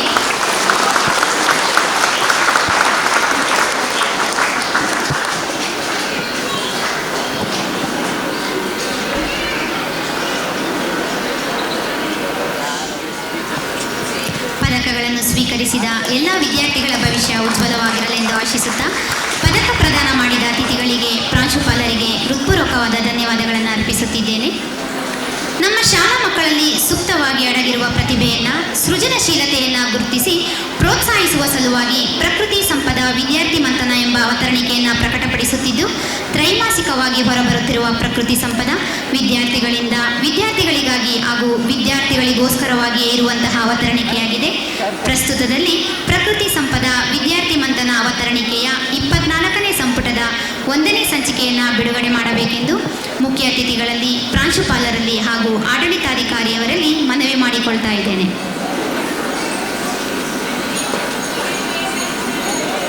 ಈ ಅವತರಣಿಕೆಯಲ್ಲಿ ನಮ್ಮ ಮಕ್ಕಳೇ ಸ್ವತಃ ಬರೆದಿರುವಂತಹ ಕವನಗಳು, ಕಥೆಗಳು, ಚಿತ್ರಕಲೆಗಳಿವೆ. ಕ್ಷೇತ್ರ ಪ್ರವಾಸದ ಬಗ್ಗೆ ತಮ್ಮ ಅನುಭವದ ಹಲವಾರು ವರದಿಗಳಿವೆ. ಮುಂದಿನ ದಿನಗಳಲ್ಲಿ ಇನ್ನೂ ಹೆಚ್ಚು ಹೆಚ್ಚು ಬರೆಯುವಂತೆ ಮಕ್ಕಳಿಗೆ ಪ್ರೋತ್ಸಾಹ ಮಾಡಬೇಕು ಅಂತ ಎಲ್ಲ ಪೋಷಕರಲ್ಲಿ ಮನವಿ ಮಾಡಿಕೊಳ್ತಾ ಇದ್ದೇನೆ. ಪ್ರಕೃತಿ ಸಂಪದ ವಿದ್ಯಾರ್ಥಿ ಮಂಥನ ಅವತರಣಿಕೆಯನ್ನು ಲೋಕಾರ್ಪಣೆ ಮಾಡಿದಂತಹ ಗೌರವಾನ್ವಿತರಿಗೆ ಧನ್ಯವಾದಗಳು. ನಿಸರ್ಗೋತ್ಸವ ಶಿಶಿರದ ಆಮಂತ್ರಣದ ಕರೆಗೆ ಹೋಗೊಟ್ಟು ಸಕಾಲಕ್ಕೆ ಆಗಮಿಸಿ ಮುಖ್ಯ ಅತಿಥಿಗಳಾಗಿ ವೇದಿಕೆ ಅಲಂಕರಿಸಿರುವ ಡಾಕ್ಟರ್ ರಾ.ವಿ. ಜಹಾಗೀರದಾರ ಸರ್ ಅವರು ನಮ್ಮ ನಿಸರ್ಗ ಪರಿವಾರದವರೆಂದೇ ಹೇಳಬಹುದು. ಶ್ರೀಯುತರು ನಮ್ಮ ಶಾಲೆಗೆ ಹಲವಾರು ಬಾರಿ ಭೇಟಿಯನ್ನು ಮಾಡಿದ್ದಾರೆ.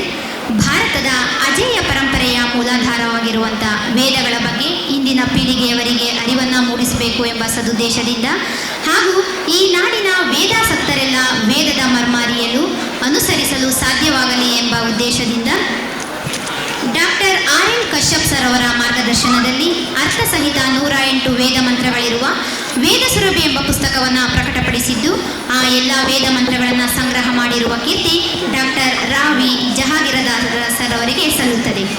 ಈ ವೇದ ಮಂತ್ರಗಳನ್ನು ಮೊದಲು ನಮ್ಮ ಶಾಲಾ ಮಕ್ಕಳಿಗೆ ಪಠಣ ಮಾಡಿಸಿ ನಂತರ ಬೇರೆ ಬೇರೆ ಶಾಲೆಯ ಮಕ್ಕಳಿಗೂ ಸಹ ಹೇಳಿಕೊಡುವಂತಹ ವ್ಯವಸ್ಥೆಯನ್ನು ಮಾಡುತ್ತಿದ್ದಾರೆ. ಸಾವಿರಾರು ಮಕ್ಕಳು ಈ ವೇದ ಮಂತ್ರಗಳನ್ನು ಕಲಿತಾ ಇದ್ದಾರೆ ಅನ್ನೋದು ಒಂದು ಹೆಮ್ಮೆಯ ವಿಷಯ. ಇಂತಹ ಅಗಾಧ ವೇದ ಪಾಂಡಿತ್ಯವುಳ್ಳ ಗಣ್ಯರು ಇಂದು ನಮ್ಮ ಕಾರ್ಯಕ್ರಮದ ಮುಖ್ಯ ಅತಿಥಿಗಳಾಗಿರುವುದು ಸಂತಸದ ಸಂಗತಿ. ಡಾಕ್ಟರ್ ರಾ.ವಿ. ಜಹಾಗೀರದಾರ ಸರ್ ಅವರು ಕಾರ್ಯಕ್ರಮವನ್ನು ಉದ್ದೇಶಿಸಿ ಹಿತನುಡಿಗಳನ್ನು ತಿಳಿಸಬೇಕು ಅಂತ ಮನವಿ ಮಾಡಿಕೊಳ್ತಾ ಇದ್ದೇನೆ.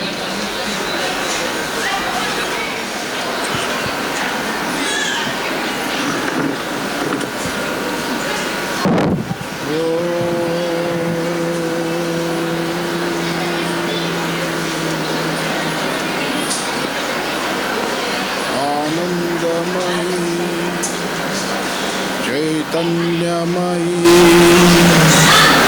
सत्यमयी परमे ॐ नमो भगवते श्री अरविन्दाय नमः. ವೇದಿಕೆ ಮೇಲೆ ಆಸೀನರಾದಂತಹ ಈ ಶಾಲೆಯ ಸಂಸ್ಥಾಪಕರು ಮತ್ತು ಅಧ್ಯಕ್ಷರಾದಂತಹ ಶ್ರೀ ಉದಯರತ್ನ ಕುಮಾರ್ ಅವರೇ, ಅವರ ಸುಪುತ್ರರು ಮತ್ತು ಶಾಲೆಯ ಆಡಳಿತಕ್ಕೆ ಮುಖ್ಯಸ್ಥರಾದಂತಹ ಶ್ರೀ ಧನುಷ್ ಕುಮಾರ್ ಅವರೇ,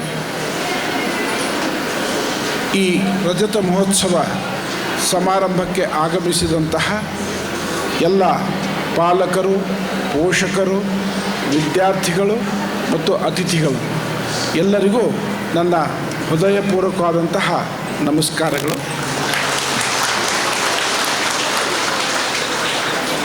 ನನಗೆ ಇವತ್ತು ತುಂಬ ಸಂಭ್ರಮ ಆಗ್ತಾಯಿದೆ. ಮೊದಲನೇದು, ಈ ಶಾಲೆಯ ಬಗ್ಗೆ ನನಗೆ ಒಂದು ವಿಶೇಷವಾದಂತಹ ಮಮತೆ ಇದೆ.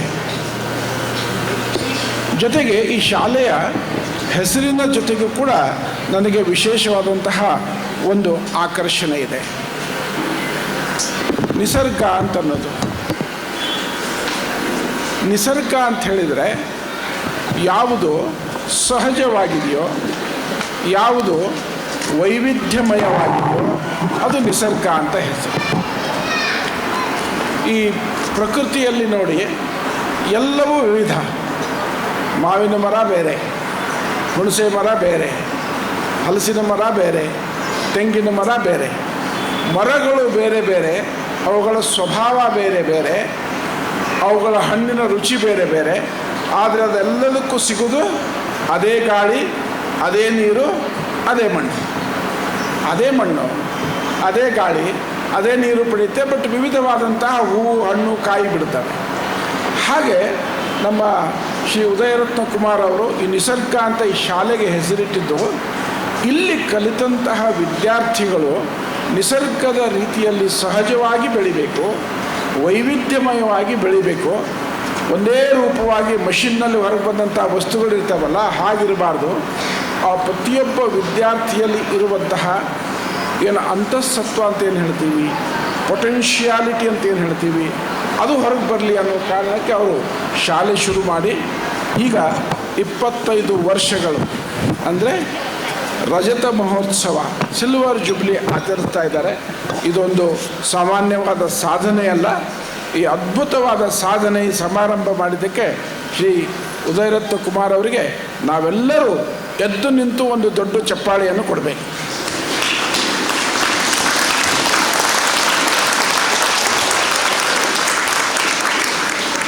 ಧನ್ಯವಾದಗಳು. ನಾನು ಯಾಕೆ ಇದನ್ನು ಹೇಳಿದೆ ಅಂತ ಹೇಳಿದರೆ, ಒಂದು ಶಾಲೆ ನಡೆಸುವಂಥದ್ದು ಅಷ್ಟು ಸುಲಭವಾದಲ್ಲ. ನಮಗನ್ನಿಸ್ತದೆ, ಒಂದು ಕಟ್ಟಡ ಕಟ್ತಾರೆ, ಒಂದಿಷ್ಟು ಶಿಕ್ಷಕರು ಇರ್ತಾರೆ, ಒಂದಿಷ್ಟು ಆಡಳಿತ ಮಂಡಳಿ ಇರುತ್ತೆ, ಶಾಲೆ ನಡೆಯುತ್ತೆ ಅಂತ. ನಾವು ತಿಳ್ಕೊಂಡಷ್ಟು ಸುಲಭ ಅಲ್ಲ ಒಂದು ಶಾಲೆ ನಡೆಯೋದು. Day in and day out ಅಂತ ಹೇಳ್ತೀವಿ. ಹಗಲು ರಾತ್ರಿ ಒಂದು ಶಾಲೆಗೆ ಅದರದೇ ಆದಂತಹ ಅನೇಕ ಸಮಸ್ಯೆಗಳಿರ್ತವೆ. ಆ ಸಮಸ್ಯೆಗಳನ್ನೆಲ್ಲ ಎದುರಿಸ್ತಾ ನಮ್ಮ ಶಾಲೆಗೆ ಬರುವಂತಹ ಮಕ್ಕಳು ಈ ಸಮಾಜದ ಒಂದು ದೊಡ್ಡ ಆಸ್ತಿ ಆಗಬೇಕು ಅನ್ನೋದನ್ನು ಬಯಸಿ ಕೆಲಸ ಮಾಡಿದ್ರೆ ಚಾಲೆಂಜಿಂಗ್ ಕೆಲಸ. ಅಂಥದ್ದು ಇವರು 25 ವರ್ಷಗಳಿಂದ ಒಂದು ವ್ರತ ಅನ್ನುವ ರೀತಿಯಲ್ಲಿ ನಡೆಸ್ಕೊಂಡ್ಬಂದಿದ್ದಾರೆ.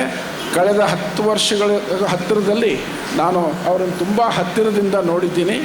ಅವರ ಪ್ರಾಮಾಣಿಕತೆ, ಶಿಕ್ಷಣದ ಬಗ್ಗೆ ಇರುವಂತಹ ಅವರ ಒಲವು ಮತ್ತು ನಮ್ಮ ಶಾಲೆಗೆ ಬರುವಂತಹ ಎಲ್ಲ ಮಕ್ಕಳು ಒಂದು ಅದ್ಭುತವಾದಂತಹ ಪ್ರಾಡಕ್ಟಾಗಿ ಹೊರಗೆ ಹೋಗಬೇಕು ಅನ್ನುವಂತಹ ಅವರ ಕಾಳಜಿಗೆ ನಾನು ಮೊದಲನೇದಾಗಿ ಮೆಚ್ಚುಗೆಯನ್ನು ಇವತ್ತು ವ್ಯಕ್ತಪಡಿಸೋದಕ್ಕೆ ಇಷ್ಟಪಡ್ತೀನಿ.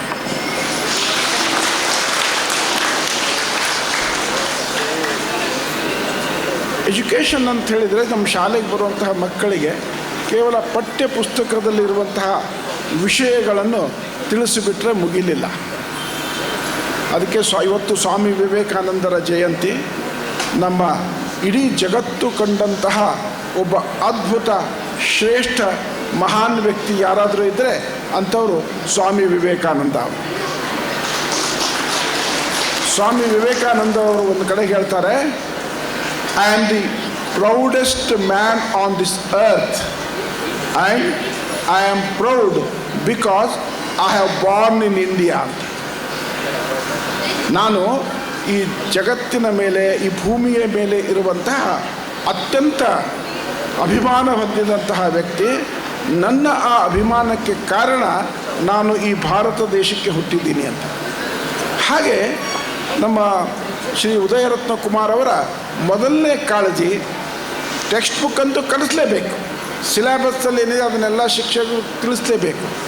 ಜೊತೆಗೆ ಆ ವಿಷಯವನ್ನು ತಿಳಿತಾ ನಮ್ಮ ದೇಶ, ಈ ನಮ್ಮ ನೆಲ, ಈ ನಮ್ಮ ಸಂಸ್ಕೃತಿ, ಈ ನಮ್ಮ ಸಂಪ್ರದಾಯ, ಈ ನಮ್ಮ ವ್ಯವಸ್ಥೆ, ಇಲ್ಲಿರುವಂಥ ಮಹಾಪುರುಷರು, ಇಲ್ಲಿನ ನದಿ, ಗುಡ್ಡ, ಪರ್ವತ ಪ್ರದೇಶಗಳು, ತೀರ್ಥಕ್ಷೇತ್ರಗಳು, ಹೀಗೆ ಭಾರತದ ನೆಲದ ಬಗ್ಗೆ ಇಲ್ಲಿನ ವಿದ್ಯಾರ್ಥಿಗಳಲ್ಲಿ ಒಂದು ಅತ್ಯಂತ ದೊಡ್ಡ ಅಭಿಮಾನ ಮೂಡಿಸುವಂತಹ ಕೆಲಸ ಶ್ರೀ ಉದಯರತ್ನ ಕುಮಾರ್ ಅವರು ಮಾಡ್ತಾ ಇದ್ದಾರೆ.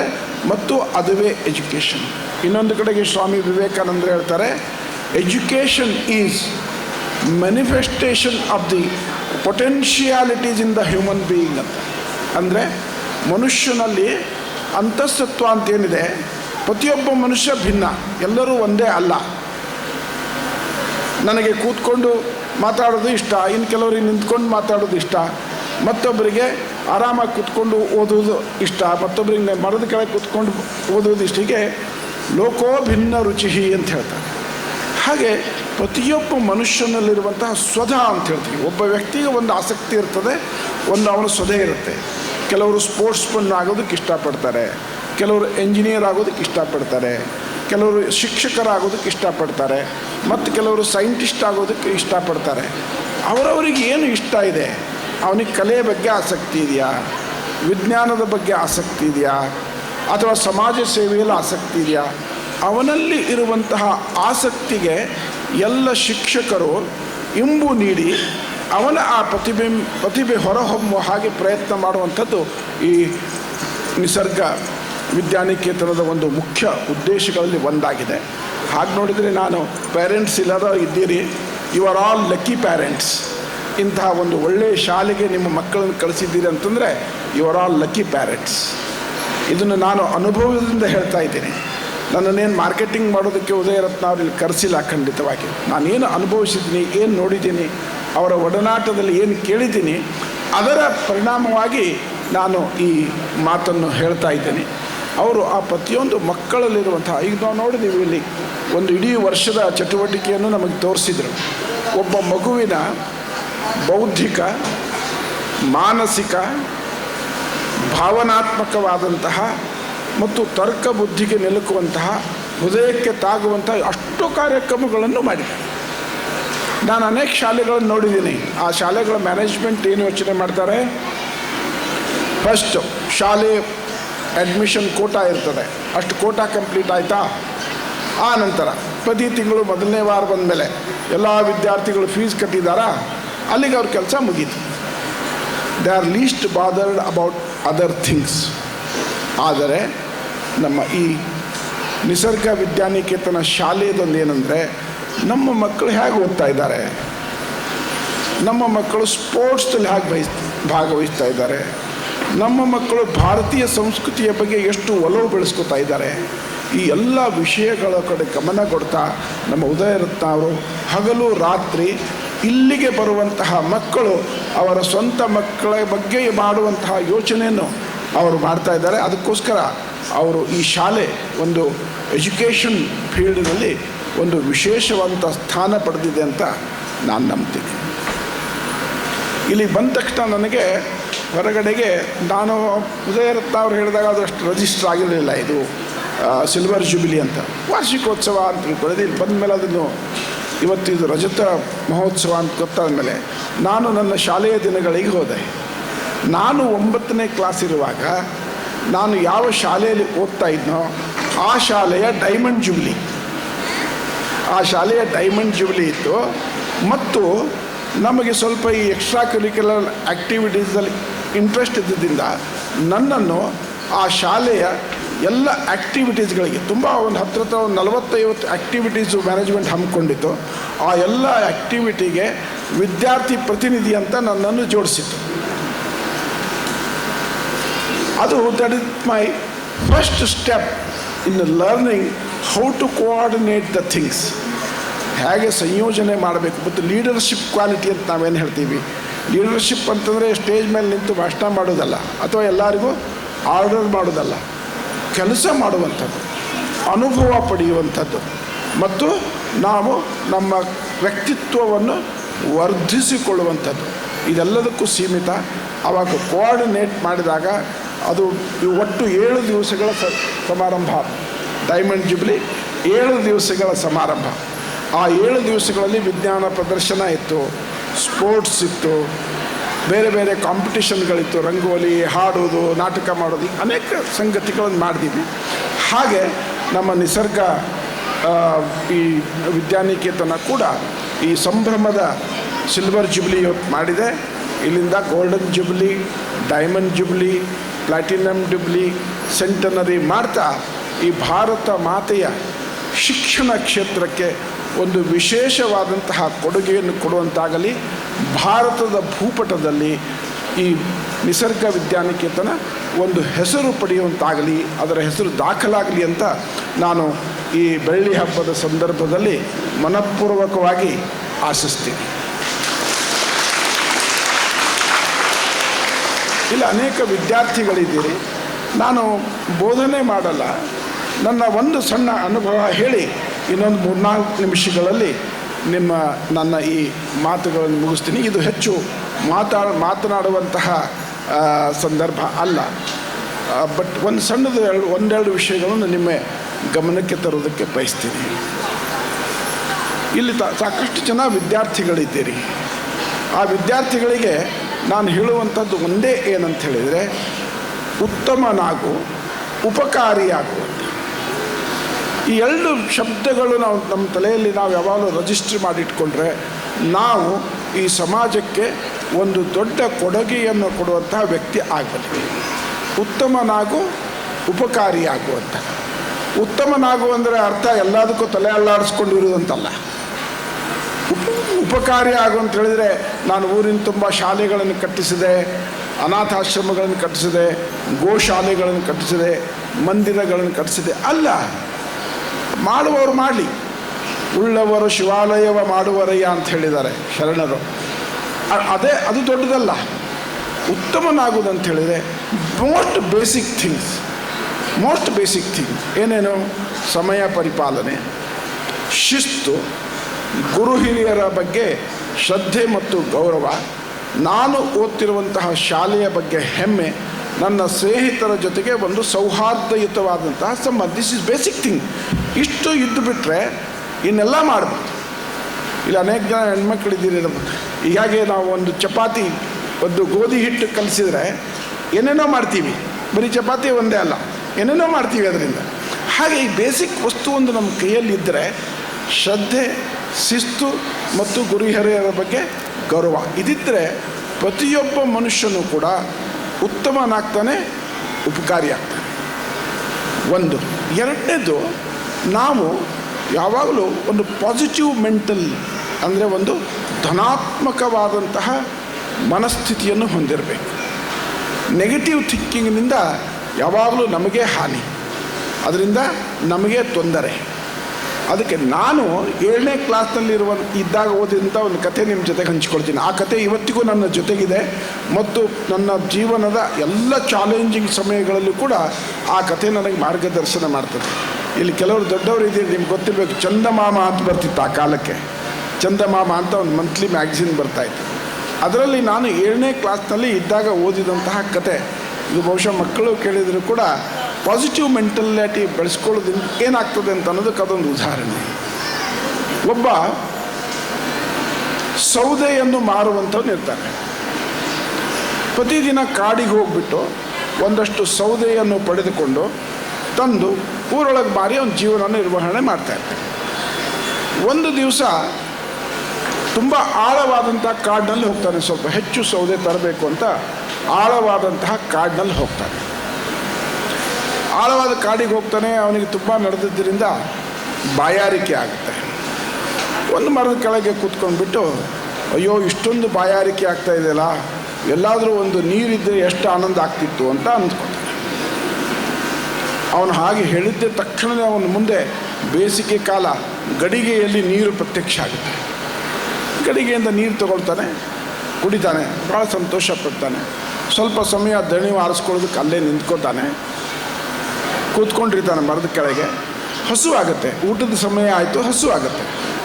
ಇಷ್ಟೊಂದು ಹಸು ಆಗ್ತಾಯಿದೆ, ಇಲ್ಲೆಲ್ಲಾದರೂ ಒಂದಿಷ್ಟು ಆಹಾರ ಸಿಕ್ಕಿದ್ರೆ ಎಷ್ಟು ಆನಂದ ಆಗ್ತಿತ್ತು. ನಾನು ಆ ಶಕ್ತಿ ಪಡೆದುಕೊಂಡು ಮತ್ತೊಂದಿಷ್ಟು ಸೌದೆ ಸಂಗ್ರಹ ಮಾಡಬಹುದಿತ್ತು ಅಂತ. ಅವನ ಮನಸ್ಸಿನಲ್ಲಿ ಹಾಗೆ ಅಂದುಕೊಂಡ ತಕ್ಷಣ ಅವನ ಮುಂದೆ ಪಕ್ವಾನ್ನಗಳು, ಭೋಜನ ಪ್ರತ್ಯಕ್ಷ ಆಗುತ್ತೆ. ಭಾಳ ಆನಂದದಿಂದ ಊಟ ಮಾಡ್ತಾನೆ. ಊಟ ಆಯಿತು, ನೀರು ಕುಡ್ದ, ಊಟ ಆಯಿತು. ಊಟ ಆದಮೇಲೆ ಮನುಷ್ಯನಿಗೆ ಸ್ವಲ್ಪ ಅಷ್ಟು ನಡೆದ ಮೇಲೆ, ಆಯಾಸ ಆದಮೇಲೆ ಸ್ವಲ್ಪ ವಿಶ್ರಾಂತಿ ಬೇಕು ಅನಿಸುತ್ತೆ. ಕಣ್ಣು ಮುಚ್ತಾ ಇದೆ, ಆಕಳಿಕೆ ಬರ್ತಾ ಇದೆ. ಸ್ವಲ್ಪ ಹೊತ್ತು ಮಲಗಿದ್ರೆ ಭಾಳ ವಿಶ್ರಾಂತಿ ಪಡೆದ್ರೆ ಆನಂದ ಆಗುತ್ತೆ ಅಂತ ಮನಸ್ಸಲ್ಲಿ ಅಂದ್ಕೊತಾನೆ. ಆಗ ಅಂದ್ಕೊಂಡಿದ್ದ ತಕ್ಷಣವೇ ಅವನ ಮುಂದೆ ಸುಪ್ಪತ್ತಿಗೆ ಹಾಜರಾಗುತ್ತೆ. ರಾಜರು ಮಲಗುವಂತಹ ಸುಪ್ಪತ್ತಿಗೆ ಹಾಜರಾಗುತ್ತೆ. ಭಾಳ ಅದ್ಭುತವಾಗಿದೆ ಅಂತ ಮಲ್ಕೋತಾನೆ. ಅದ್ರ ಮೇಲೆ ಚೆನ್ನಾಗಿ ನಿದ್ದೆ ಬರುತ್ತೆ. ಊಟ ಆಗಿರ್ತದೆ, ಚೆನ್ನಾಗಿ ನಿದ್ದೆ ಬರುತ್ತೆ. ಹೇಳ್ತಾನೆ. ಸ್ವಲ್ಪ ಸೂರ್ಯ ಕೆಳಗಡೆಗೆ ಇಳಿದಿರ್ತಾನೆ. ಇಳಿ ಹೊತ್ತು ಮಲಗಿದ್ದಾಯಿತು, ಊಟ ಮಾಡಿದ್ದಾಯಿತು, ಮಲಗಿದ್ದಾಯಿತು. ಈಗ ಎದ್ದ ತಕ್ಷಣ ಒಂದಿಷ್ಟು ಪಾನೀಯ, ನಮಗೆಲ್ಲ ಚಹಾ ಕಾಫಿ ಬೇಕಲ್ವಾ, ಎದ್ದ ತಕ್ಷಣ ಒಂದಷ್ಟು ಪಾನೀಯ ಇದ್ದರೆ ಇನ್ನು ಮನೆ ಕಡೆಗೆ ಹೋಗ್ಬೋದು ಕುಡಿದ್ಬಿಟ್ಟು ಅಂತ ಮನಸ್ಸೊಳಗೆ ಅಂದ್ಕೋತಾನೆ. ಅವನು ಹಾಗೆ ಅಂದ್ಕೊಂಡಿದ್ದ ತಕ್ಷಣವೇ ಅವನ ಮುಂದೆ ವಿಧ ವಿಧವಾದಂತಹ ಪರಿಮಳ ಭರಿತವಾದಂತಹ ಭಾಳ ಆಹ್ಲಾದತೆಯನ್ನು ಕೊಡುವಂತಹ ಪಾನೀಯ ಪ್ರತ್ಯಕ್ಷ ಆಗುತ್ತೆ. ಕುಡಿತಾನೆ, ಆನಂದ ಪಡ್ತಾನೆ. ಸ್ವಲ್ಪ ಹೊತ್ತಲ್ಲಿ ಕೂತ್ಕೊಂಡು ಆನಂದ ಅಂದ್ಕೊಳ್ತಾನೆ. ಆವಾಗ ನೆನ್ಪು ಮಾಡಿಕೊಂಡು, ಅರೆ ಬೆಳಿಗ್ಗೆ ಬಂದಾಗಿನಿಂದ ನಾನು ಏನು ಅಂದ್ಕೋತೀನಿ ಅದೆಲ್ಲವೂ ಇಲ್ಲಿ ಪ್ರತ್ಯಕ್ಷ ಆಗ್ತಿದೆ. ಬಾಯಾರಿಕೆ ಆಯಿತು ಅಂತ ಅನ್ನಿಸ್ತು, ನೀರು ಬಂತು. ಹಸುವಾಯಿತು ಅಂದ್ಕೊಂಡೆ, ಆಹಾರ ಬಂತು. ನಿದ್ದೆ ಬಂತು ಅಂದ್ಕೊಂಡೆ, ನನಗೆ ಹಾಸಿಗೆ ಬಂತು. ಎದ್ದ ಮೇಲೆ ಇಲ್ಲೆಲ್ಲ ನನಗೆ ಆನಂದ ಬೇಕು ಅನ್ನಿಸ್ತು. ಇಲ್ಲೆಲ್ಲ ಪಾನೀಯ ಬಂತು, ನರ್ತನ ಬಂತು, ಎಲ್ಲ ಬಂತು. ಯೋಚನೆ ಮಾಡಿ ತಕ್ಷಣ ಮನಸ್ಸಲ್ಲಿ ಏನು ಅಂದ್ಕೋತಾನೆ, ಗಿಡ ನೋಡಿಬಿಟ್ಟು ಈ ಗಿಡದಲ್ಲಿ ಏನಾದರೂ ಭೂತ ಗೀತ ಇರ್ಬೋದಾ, ಭೂತಚೇಷ್ಟೆ ಇರ್ಬೋದಾ ಮನಸ್ಸಲ್ಲಿ ಅಂದ್ಕೋತಾನೆ. ಭೂತ ಬಂದುಬಿಟ್ಟು ಅವನನ್ನು ತಿಂದ್ಬಿಡ್ತಾನೆ. ಇದು ಭಾಳ ರಂಜಕವಾದಂತಹ ಕಥೆ ಇದೆ. ಆದರೆ ಅವತ್ತಿಂದ ಇವತ್ತಿನವರೆಗೂ ನನಗೆ ಇದೊಂದು ಗೈಡಿಂಗ್ ಕಥೆ.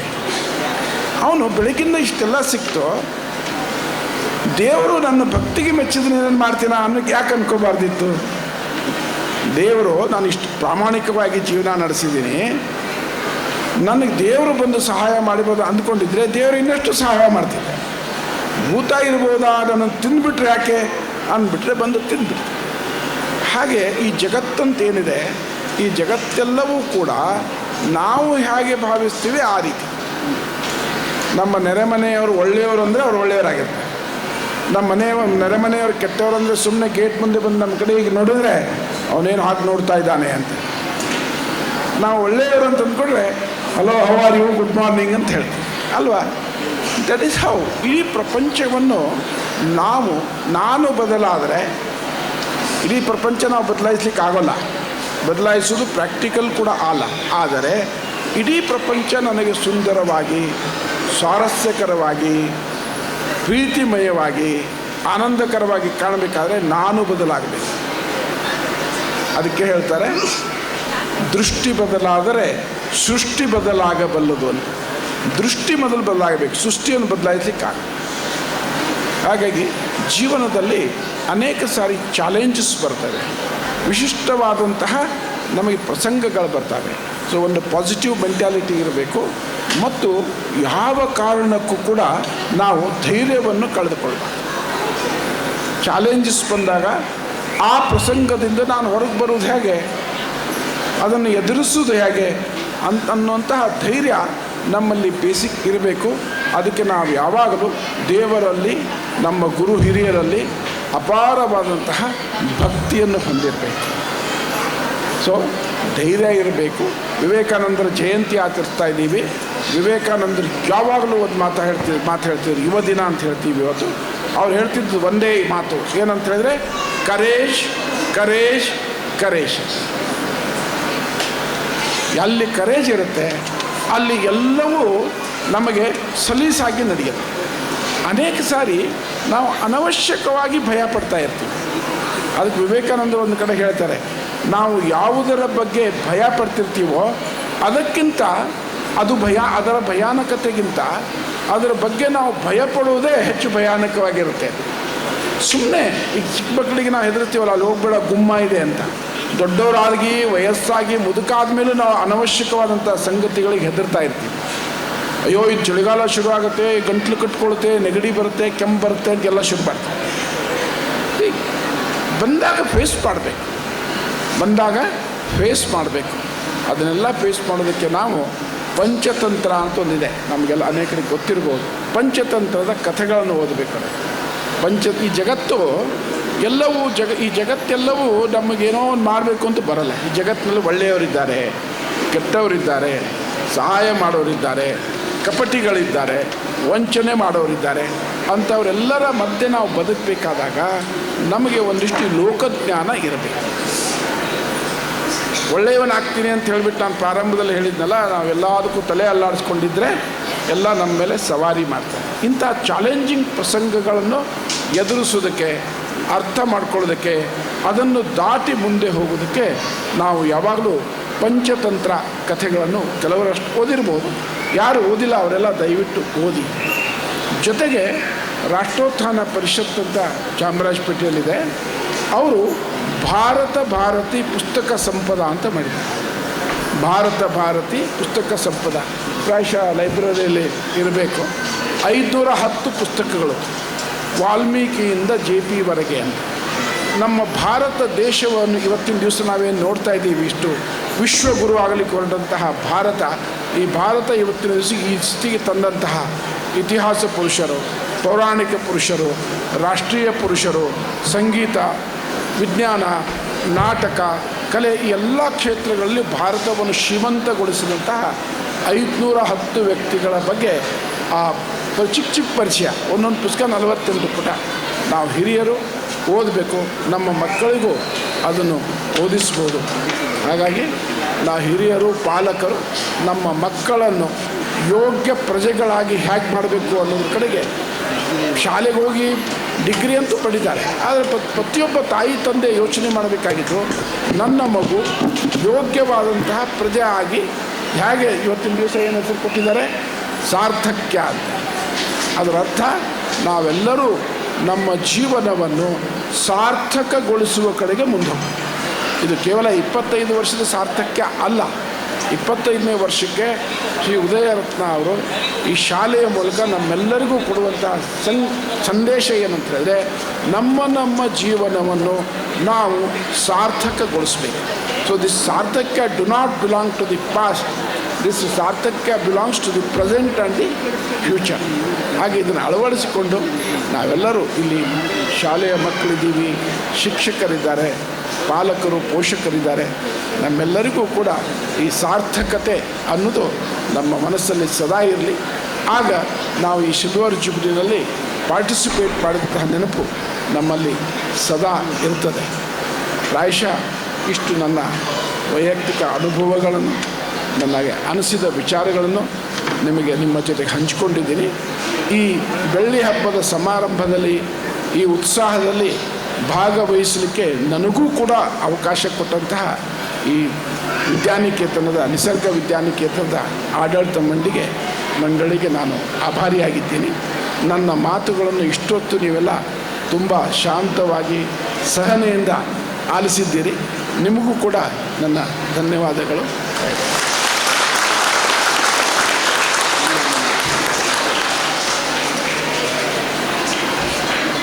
ಹೇಳುತ್ತಾ ಪಂಚತಂತ್ರದ ಕಥೆಗಳನ್ನು ಓದಿ ಎಂದು ತಿಳಿಸುತ್ತಾ, ಮಕ್ಕಳಿಗೆ ಒತ್ತಡವನ್ನು ಹೇರಬೇಡಿ, ಮಕ್ಕಳ ಆಸಕ್ತಿಗಳಿಗೆ ಅನುಗುಣವಾಗಿ ಪ್ರತಿಭೆಯನ್ನು ಗುರುತಿಸಿ ಪ್ರೋತ್ಸಾಹಿಸಿ ಎಂದು ಪೋಷಕರಿಗೆ ಕಿವಿ ಮಾತನ್ನು ಹೇಳುತ್ತಾ, ಎಲ್ಲರ ಹೃದಯ ಸ್ಪರ್ಶಿಸುವಂತೆ ತಮ್ಮ ಅನಿಸಿಕೆಗಳನ್ನು ವ್ಯಕ್ತಪಡಿಸಿದಂತಹ ಡಾಕ್ಟರ್ ರಾವಿ ಜಹಾಗೀರದಾರ ಸರ್ ಅವರಿಗೆ ಶಾಲಾ ಆಡಳಿತ ಮಂಡಳಿ, ಶಿಕ್ಷಕ ವೃಂದ ಹಾಗೂ ಇಲ್ಲಿ ನೆರೆದಿರುವ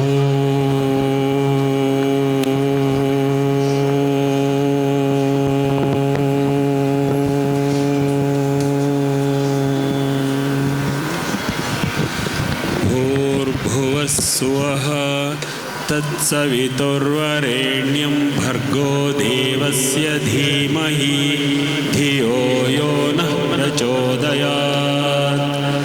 ಗಾಯತ್ರಿಯ ಪಾದಪದ್ಮಗಳಿಗೆ ನಮಿಸುತ್ತಾ ವಾಗ್ದೇವಿಯ ಅನುಗ್ರಹದೊಂದಿಗೆ ಈ ಶುಭಸಂಜೆಯಲ್ಲಿ ತಮ್ಮೊಂದಿಗೆ ಒಂದು 5 ನಿಮಿಷಗಳ ಕಾಲ ಮಾತಾಡಲಿಕ್ಕೆ ಇಷ್ಟಪಡ್ತೀನಿ. ವೇದಿಕೆಯಲ್ಲಿ ಉಪಸ್ಥಿತಕ್ಕಂಥ ನನ್ನ ಹಿತೈಷಿಗಳು, ಗುರುಗಳ ಸಮಾನರಾಗಿರ್ತಕ್ಕಂಥ ರಾವಿ ಜಾಗೀರ್ದಾರ್ ಅವರೇ, ಯಾಕೆ ಅಂದರೆ ಸಾಕ್ಷಿ ಅನ್ನಂತ ಗೊತ್ತಾಗುತ್ತೆ ನಿಮಗೆ.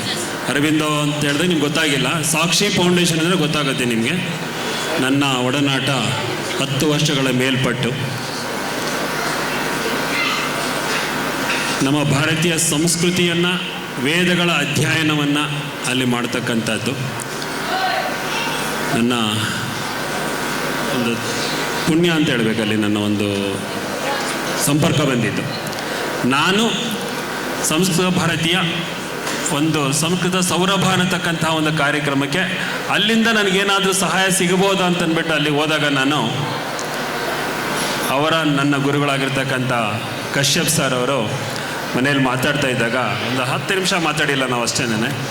ತುಂಬ ಹಿರಿಯರು, ವಿದ್ವಾಂಸರು ಹೆಗಲ ಮೇಲೆ ಕೈ ಇಟ್ಟು, Uday you already in the track, why not you join with us ಅಂದರೆ ಇವತ್ತು ನನ್ನ ಮೈ ರೋಮಾಂಚನ ಆಗುತ್ತೆ. ನನ್ನ ಮೈ ಮೇಲೆ ಇವತ್ತು ಕೈ ಇಟ್ಟಂಗೆ ಅನ್ನಿಸ್ತಾ ಇದೆ ನನಗೆ. ಅಂತಹ ಒಂದು ಸಂಸ್ಥೆಯಲ್ಲಿ ನಿಸರ್ಗ ಬೇರೆ, ಸಾಕ್ಷಿ ಬೇರೆ ಅಲ್ಲ. ಇವತ್ತೇನು ನಾವು ಟೆರೆಸ್ ಗಾರ್ಡನ್ ಎಲ್ಲ ಮಾಡ್ತಾ ಇದ್ದೀವಿ, ಎಲ್ಲ ಅವರ ಸಹಯೋಗದಿಂದ, ಅವರ ಮಾರ್ಗದರ್ಶನದಲ್ಲಿ ನಾವು ಮಾಡ್ಕೊಂಡು ಹೋಗ್ತಾ ಇದ್ದೀವಿ. ವೇದ ಸುರಭಿ ಆಗಿರ್ಬೋದು, ಎಲ್ಲವನ್ನು ಕೂಡ ಒಂದೇ ಮುಖದ 2 ನಾಣ್ಯಗಳ ಥರ ನಾವು ಕಾರ್ಯಕ್ರಮ ಮಾಡ್ಕೊಂಡು ಹೋಗ್ತಾ ಇದ್ದೀವಿ. ಇನ್ನು ಪ್ರಾರಂಭದಲ್ಲಿ ನಾವು ಬಹುಶಃ ಮೇಲೆ ನೋಡಿದ್ದೀರ ಕಶ್ಯಪ್ ಸರ್ನ. ನಾವು ಗುರುಪೂರ್ಣಿಮೆ ಮಾಡಿದಾಗ ಪಾದಪೂಜೆ ಮಾಡಿಸಿದ್ದು. ಸಾಕಷ್ಟು ಜನ ಪೋಷಕರು ನೋಡಿರ್ತೀರ ನೀವು. ಸರ್ ನಮಗೇನು ಹೊಸ್ತೆಲ್ಲ ಬರ್ತಿರ್ತಾರೆ. ಅವರು ನಮ್ಮವರೇನೇ. ನಮಗೇನು ನಾವು ವಿಜ್ಞಾನದ ಪ್ರಕಾರವಾಗಿ ವಿಟಮಿನ್ಸು, ಪ್ರೋಟೀನ್ಸ್ ಅಂತ ಹೇಳ್ತೀವಲ್ಲ, ಆ ರೀತಿಯಲ್ಲಿ ತಗೋತಾ ಇರ್ತೀವಿ. ಹೊಗಳಿಕೆ ಅಲ್ಲ, ಇದು ನನ್ನ ಹೃದಯಾಳದ ಮಾತುಗಳು. ಮುಖ್ಯವಾಗಿ ಗುರುಗಳೆಲ್ಲ ಕೊನೆಯಲ್ಲಿ ಹೇಳಿದ್ರೆ ಸಾರ್ಥಕ್ಯ ಅಂತ ಹೇಳ್ಬಿಟ್ಟು ಅಂತ. ಆ ಸಾರ್ಥಕ್ಯ ಅಂದರೆ ಏನು ಅಂದರೆ, ನಾನೇ ಯೋಚನೆ ಮಾಡಿದೆ, 25ನೇ ವರ್ಷಕ್ಕೆ ಪದಾರ್ಪಣೆ ಮಾಡ್ತಾ ಇರ್ತೀನಿ ನಾನು. ಏನು ಸಾಧನೆಯನ್ನು ಮಾಡಿದ್ದೀವಿ, ಸಮಾಜಕ್ಕೆ ಏನನ್ನು ಕೊಟ್ಟಿದ್ದೀವಿ, ಸಮಾಜದ ಋಣ ತೀರಿಸ್ಬೇಕಾಗತ್ತೆ. ನಾನು ಪದೇ ಹೇಳ್ತಾ ಇರ್ತೀನಿ.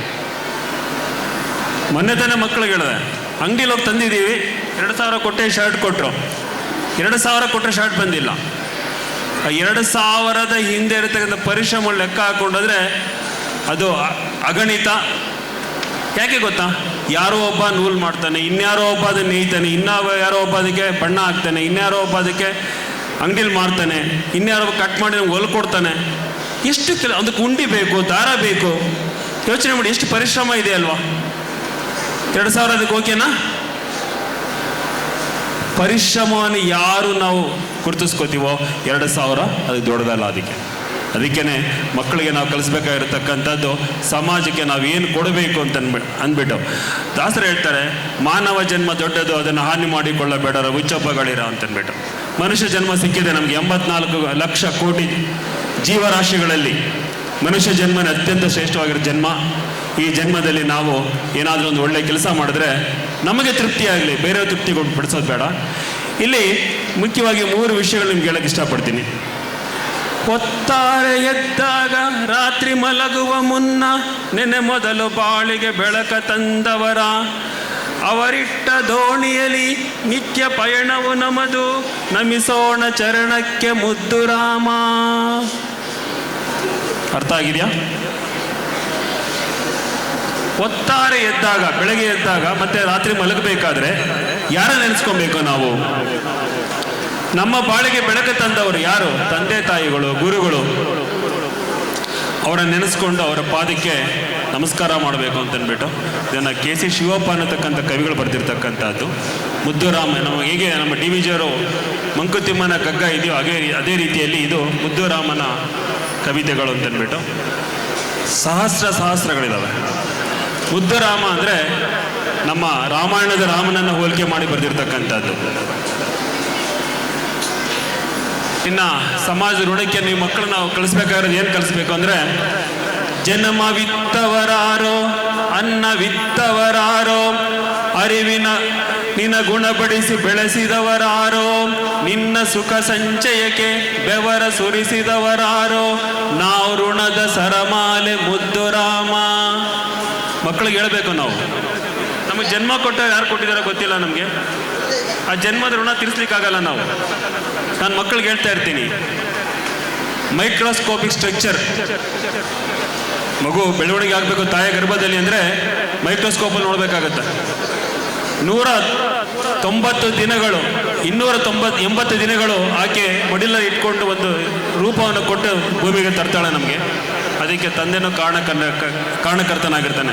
23 ಕ್ರೋಮೋಸೋಮ್ಸ್ ತಾಯಿಯಿಂದ, 23 ಕ್ರೋಮೋಸೋಮ್ಸ್ ತಂದೆಯಿಂದ ಪಡೆದು ಬಂದಿರತಕ್ಕಂಥ ದೇಹವನ್ನು ನಾವು ಸದುಪಯೋಗ ಪಡಿಸ್ಕೊಬೇಕಾಗತ್ತೆ. ಅನ್ನವಿತ್ತವರಾರು, ಕೆಲವು ಸಮಯದಲ್ಲಿ ತಂದೆ ತಾಯಿನೇ ಊಟ ಕೊಡ್ಲಿಕ್ಕಾಗಲ್ಲ, ಬೇರೆ ಯಾರು ನಮಗೆ ಅನ್ನವನ್ನು ಕೊಟ್ಟಿರ್ತಾರೆ. ಅರಿವ ನಿನ ಗುಣಪಡಿಸಿದವರಾರು, ನಮಗೆ ಜ್ಞಾನವನ್ನು ನಮ್ಗೆ ಯಾರ್ಯಾರೋ ಕೊಟ್ಟಿರ್ತಾರೆ. ಬರೀ ಶಾಲೆಯಲ್ಲಿ ಕಲಿತಿರ್ತಕ್ಕಂಥ ಜ್ಞಾನ ಅಲ್ಲ, ವರ್ಣ ಮಾತ್ರ ಕಲಿಸಿದ ತಮ್ಮ ಗುರು ಅಂತಂದ್ಬಿಟ್ಟು ಒಂದೊಂದು ಬುದ್ಧಿ ಮಾತು ಹೇಳ್ಕೊಟ್ರೆಲ್ಲ ನಮ್ಮ ಗುರುಗಳಾಗಿರ್ತಾರೆ. ಅವರಿಗೆ ನಾವು ಋಣಿಯಾಗಿರಬೇಕಾಗತ್ತೆ. ನಿನ್ನ ಸುಖ ಸಂಚಯಕ್ಕೆ ನಾವು ಸಂತೋಷವಾಗಿರಬೇಕು, ಖುಷಿಯಿಂದ ಇರಬೇಕು ಅಂತಂದರೆ ಬೆವರ ಸುರಿಸಿದವರಾರು.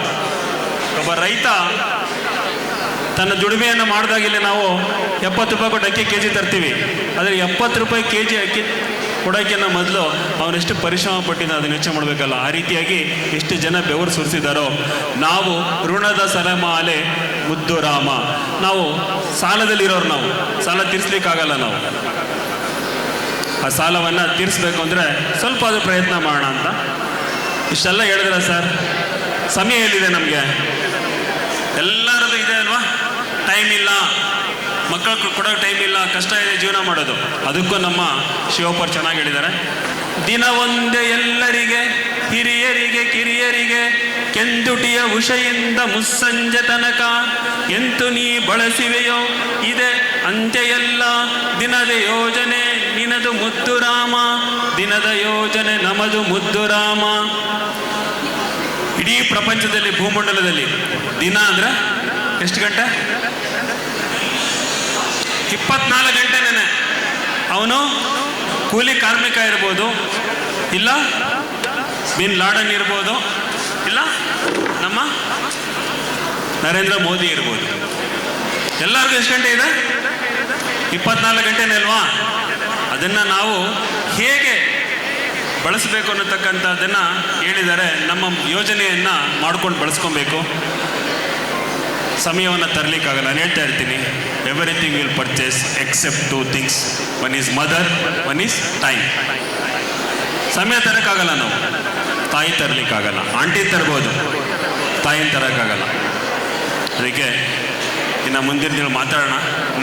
ಪ್ರತಿ ತಿಂಗಳು ಸೇರ್ತೀವಿ ನಾವು, ಕಾರ್ಯಕ್ರಮಗಳು ಹಮ್ಮಿಕೊಳ್ಳೋಣ. ಈ ಶಾಲೆಯಿಂದ ಹೋಗಿರ್ತಕ್ಕಂಥ ನನ್ನ ಹಿರಿಯ ವಿದ್ಯಾರ್ಥಿಗಳು ಅವರು ಸಮಾಜಕ್ಕೆ ಏನು ಸಾಧನೆ ಮಾಡಿದ್ದಾರೆ ಅವರ ಬಗ್ಗೆ ನಿಮ್ಮ ಜೊತೆಗೆ ಹಂಚ್ಕೋತಾರೆ. ನಮ್ಮದು ಸಿಂಹಾವಲೋಕನ ಮಾಡ್ಕೊಳ್ಳೋಣ. ಈಗ ನಮ್ಮ ಪುಟಾಣಿಗಳ ಒಂದು ಸಾಂಸ್ಕೃತಿಕ ಕಾರ್ಯಕ್ರಮಕ್ಕೆ ನಾವು ಜಾಗವನ್ನು ಕೊಡ್ತಾ ವೇದಿಕೆಯನ್ನು ಖಾಲಿ ಮಾಡೋಣ ಅಂತ ಹೇಳ್ತಾ, ಜೈ ಭುವನೇಶ್ವರಿ, ಜೈ ಭಾರತ್ ಮಾತಾ.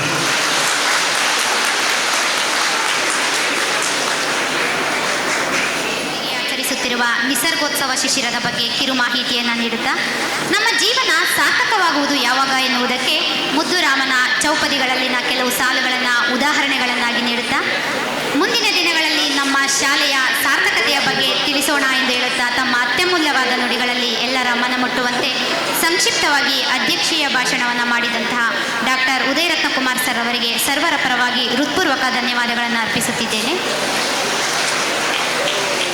ಈಗ ಔಪಚಾರಿಕ ಕಾರ್ಯಕ್ರಮದ ಮುಕ್ತಾಯದ ಹಂತದಲ್ಲಿದ್ದೇವೆ. ಈ ವಾರ್ಷಿಕೋತ್ಸವದ ಅವಿಸ್ಮರಣೀಯ ಕ್ಷಣಗಳಿಗೆ ಸಾಕ್ಷಿಯಾಗಲು ಆಗಮಿಸಿರುವ ಸರ್ವರಿಗೂ ಧನ್ಯವಾದಗಳನ್ನು ತಿಳಿಸಲು ಸಹೋದ್ಯೋಗಿ ಮಿತ್ರರಾದ ಶ್ರೀಮತಿ ಪುಷ್ಪಲತಾರವರನ್ನು ವೇದಿಕೆಗೆ ಸ್ವಾಗತಿಸುತ್ತಿದ್ದೇವೆ. ಎಲ್ಲರಿಗೂ ಶುಭ ಸಂಜೆ. ಮನಸ್ಸಿಗೆ ಶ್ರೇಷ್ಠವಾದದ್ದು ಉತ್ತಮ ಭಾವನೆ, ಬದುಕಿಗೆ ಶ್ರೇಷ್ಠವಾದದ್ದು ಉತ್ತಮ ಸಾಧನೆ.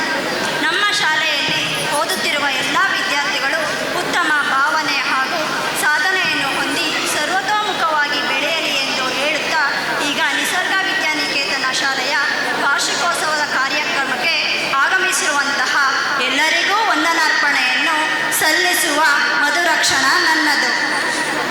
ಮುಖ್ಯ ಅತಿಥಿಗಳಾಗಿ ವಿದ್ಯಾರ್ಥಿಗಳು ಆಗಮಿಸಿ ನಮ್ಮ ಶಾಲೆಯು ಪ್ರಕೃತಿ ಮಡಿಲ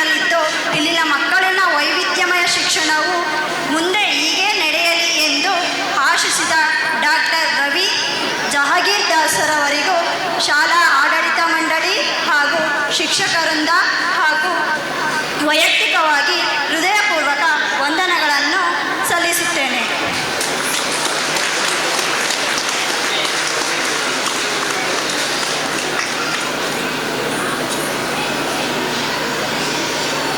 ಶಾಲೆಯ ಬೆನ್ನೆಲುಬಾಗಿ ನಿಂತು ನಮ್ಮನ್ನೆಲ್ಲನೂ ತಿದ್ದಿತ್ತೀಡುತ್ತಿರುವ ಈ ಕಾರ್ಯಕ್ರಮದ ಅಧ್ಯಕ್ಷತೆಯನ್ನು ವಹಿಸಿರುವ ನಿಸರ್ಗ ಶಾಲೆಯ ಪ್ರಾಂಶುಪಾಲರಾದ ಶ್ರೀಯುತ ಉದಯರತ್ನ ಕುಮಾರ್ ಸರ್ ಅವರಿಗೂ ನಿಮ್ಮೆಲ್ಲರ ಪರವಾಗಿ ಹೃದಯಪೂರ್ವಕ ಧನ್ಯವಾದಗಳನ್ನು ಅರ್ಪಿಸುತ್ತೇನೆ. ಹಾಗೆಯೇ ಈ ಶಾಲೆಯ ಪ್ರತ್ಯಕ್ಷ ಹಾಗೂ ಪರೋಕ್ಷವಾಗಿ ಕಾರ್ಯನಿರ್ವಹಿಸುತ್ತಿರುವ ನಮ್ಮ ಶಾಲೆಯ ಆಡಳಿತಾಧಿಕಾರಿಯಾದ ಧನುಷ್ ಕುಮಾರ್ ಸರ್ ಅವರಿಗೂ ನಿಮ್ಮೆಲ್ಲರವಾಗಿ ಆತ್ಮೀಯ ವಂದನೆಗಳನ್ನು ಸಲ್ಲಿಸುತ್ತೇನೆ.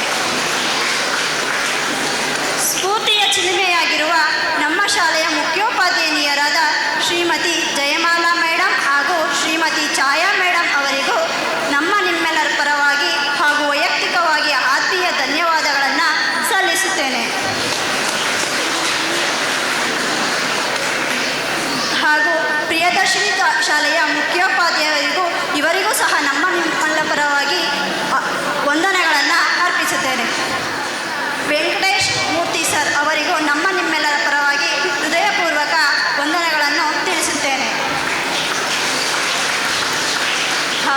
ಹಾಗೂ ಗುರುವಿನ ಗುಲಾಮನಾಗುವ ತನಕ ದೊರೆಯದಣ್ಣ ಮುಕುತಿ ಇದಕ್ಕೆ ಪೂರಕವಾದಂತೆ ಸಂಗೀತ ಕಲಿಕೆಯ ಜ್ಞಾನವನ್ನು ಬೆಳಗಲಿ ಎಂಬ ಆಶಯದೊಂದಿಗೆ ನಮ್ಮ ಮಕ್ಕಳಿಗೆ ಸಂಗೀತ ತರಬೇತಿಯನ್ನು ನೀಡುತ್ತಿರುವ ವಿನಯ್ ಸರ್ ಅವರಿಗೂ ಶಿಕ್ಷಕರಿಂದ ಹಾಗೂ ವೈಯಕ್ತಿಕವಾಗಿ ಆತ್ಮೀಯ ವಂದನೆಗಳನ್ನು ಅರ್ಪಿಸುತ್ತೇನೆ.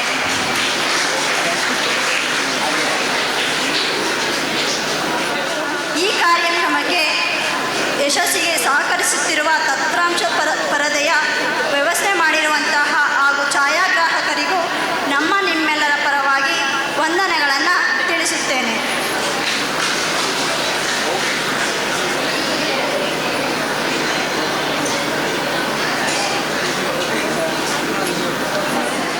ಪ್ರೋತ್ಸಾಹಿಸುವ ಪೋಷಕ ವೃಂದದವರಿಗೂ ಆತ್ಮೀಯ ಧನ್ಯವಾದಗಳನ್ನು ಸಲ್ಲಿಸುತ್ತೇನೆ. ರಸದೌತಣದಲ್ಲಿ ಭಾಗವಹಿಸಿರುವ ಎಲ್ಲ ಸಹೃದಯಗಳಿಗೆ ವಂದನೆಯನ್ನು ಸಲ್ಲಿಸಿದಂತಹ ಶ್ರೀಮತಿ ಪುಷ್ಪಲತಾ ಮೇಡಮ್ ರವರಿಗೆ ಧನ್ಯವಾದಗಳು. ತಾವೆಲ್ಲರೂ ಬಹಳ ಸಡಗರ, ಸಂಭ್ರಮ, ಉತ್ಸುಕತೆಯಿಂದ ನಿರೀಕ್ಷಿಸುತ್ತಿರುವ ಸಾಂಸ್ಕೃತಿಕ ಕಾರ್ಯಕ್ರಮಗಳು ಇನ್ನು ಕೆಲವೇ ಕ್ಷಣಗಳಲ್ಲಿ ಪ್ರಾರಂಭವಾಗಲಿವೆ. ಸಾಂಸ್ಕೃತಿಕ ಕಾರ್ಯಕ್ರಮಗಳಿಗಾಗಿ ವೇದಿಕೆಯಲ್ಲಿನ ಆಸನಗಳನ್ನು ತೆರವುಗೊಳಿಸುತ್ತಿದ್ದೇವೆ.